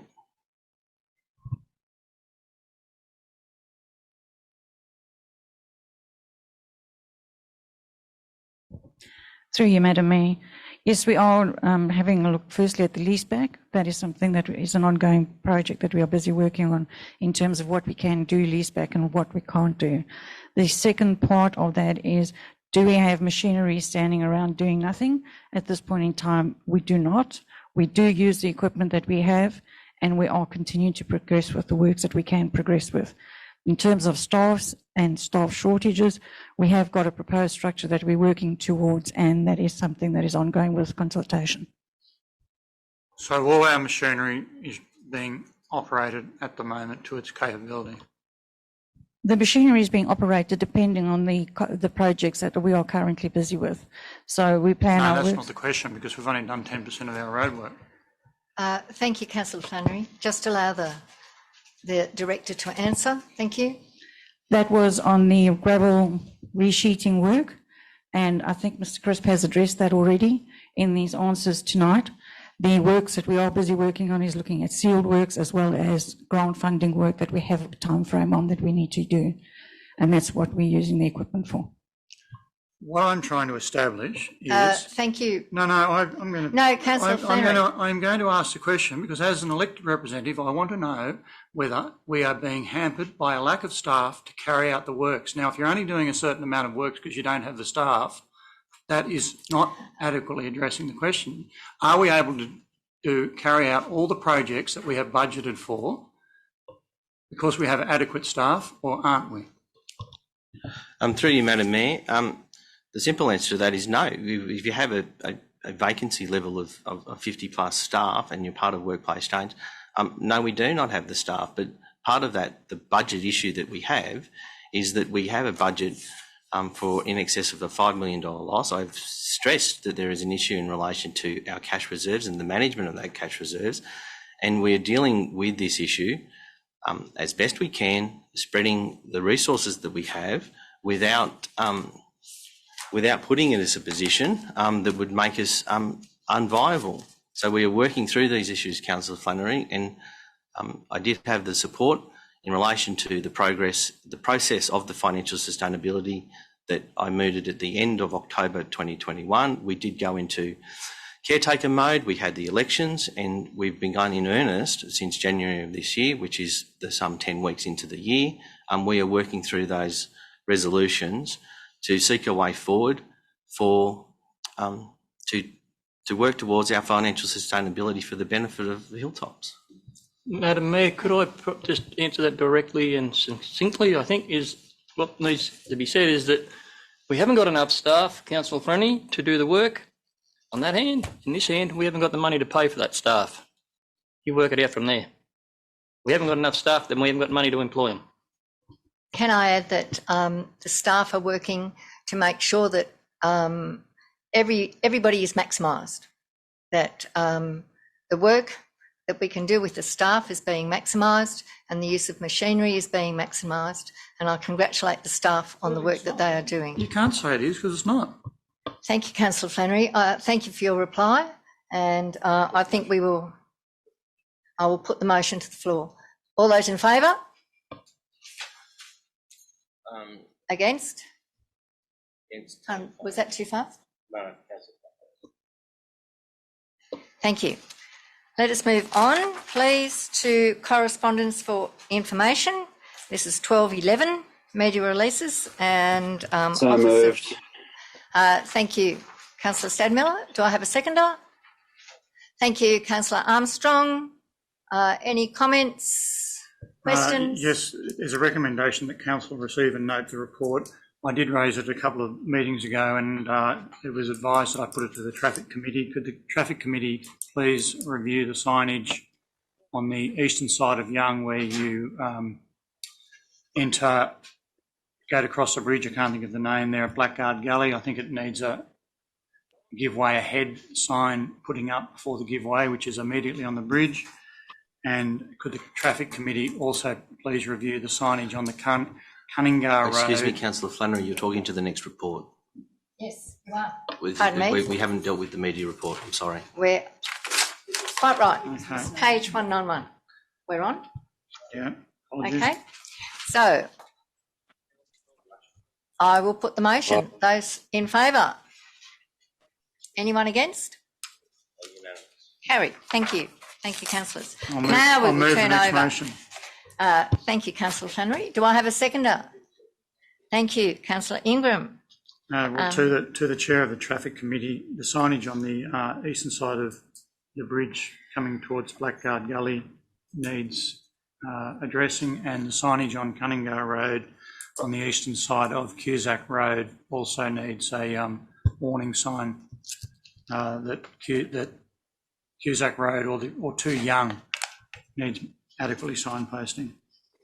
Thank you, Councillor Flannery. Anybody else? And I'm sure we'll alert Councillor Stadmiller. Thanks, Madam Mayor. I've had a number of older residents of the community discuss with me the lack of disabled parking at the Kruger Medical Centre. We can resolve this as quickly as getting a stencil out and putting the disabled sign there on 2 or 3 more parks. Can that please go to the Traffic Committee Chair also to be discussed? It's very important. Thank you. Thank you, Councillor Stadmiller. I tend to agree with you. Righto. Sorry, Madam Mayor, can I just make a comment, Madam Mayor, through you?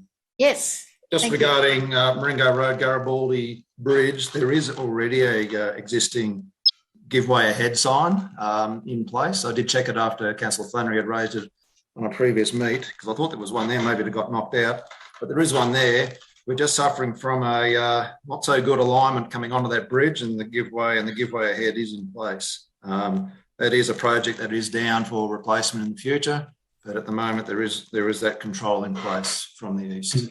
And I've taken on note the Cunningar Road issue and also the parking at Kruger Medical Centre. I think the centre has the adequate parking under the BCR and the Building Code of Australia, but we'll certainly review that to add more into that area. But as long as everybody's aware, some parks are going to be given up to actually create disabled, and really you've got to give up 2 to create 1. So as long as everybody's aware of that matter, that's all I just want to bring to everybody's attention. Thank you, Mr. Crisp, for those observations. Madam Mayor? Oh, pardon me. Yes. I just got a comment on the Traffic Committee on page 200. Raise this issue of it's a historical issue of a heavy traffic bypass for Young. It's been looked at over many, many years, and there's various proposals being put up, but the cost of land acquisition and property acquisition has probably ruled it out. If the staff can look up the old proposals, with the state and federal election coming up, there's going to be a lot of grants out in the next few months, so it's an ideal time to look if there are any grants available for this, which is a safety issue. And I stand there and as a traffic control supervisor for kids crossing the road, stopping a lollipop man, it's known as, and I see little kids there as these trucks roar past until I've got to go out and stop the cars and trucks. So I'd just like the staff to look at the historical proposals that have been put up and never eventuated. Thank you. I can probably touch a little base on that. Councillor Hewson, the former Young Council that I was on, indeed spent a lot of money doing a paper and employing consultants to look at a bypass. It came back with a astronomical figure, and also just as many reasons why you wouldn't look at it, because it was not necessary with the traffic numbers and the trucks that the community were concerned about at the time. At the time, there were some councillors who pushed hard and wanted something to be done. But when they realised you basically had to build a 4-span bridge 300 metres above the road, and way out of that end of town, that end of town, it was given away as not being feasible. And I don't think it'd be any more feasible nowadays. But that's just my honest opinion. Well, I think that's rather an exaggeration, but there had been proposals put up that weren't overly costly, but they never eventuated for various reasons. But anyway, if the staff can just have a look at the historical suggestions. I'm sure that's a possibility, but also thank you, Councillor Ingram, for your observations. I know it has been on the discussion table for a long time, hasn't it? We can't do our gravel rescheduling. We want to talk about bypasses. Maybe we can talk the state or the federal into doing it, do you think? Madam Mayor, if I yes, may, Councillor Armstrong. I'd like to assist Councillor Hewson inquiries. Their former Young Shire spent a huge amount of money with consultants undertaking those studies. They also did an origin destination study, which would be in the council archives, no doubt. I think if council could be supplied with a copy of that probably would put to bed some of the issues that Councillor Houston's raised in regards to the heavy traffic. Am I right in thinking, Councillor Armstrong, that was done in 2011? Is that correct? That was done at about that time, yes. It was a great period in the history of Young Shire Council. Thank you. I'm sure it was. And from my own recollection, the last estimate of costs for which was costed off the back of a cigarette packet probably was about $70 million for the bypass route that was nominated by former Councillor Malani. Thank you, Councillor Armstrong. You're welcome. Pleased to assist. Thank you. Madam Mayor, may I just through you, the draft Hilltops freight study that is on our website has encapsulated the studies that have been done before, and it is an action item within that draft freight study.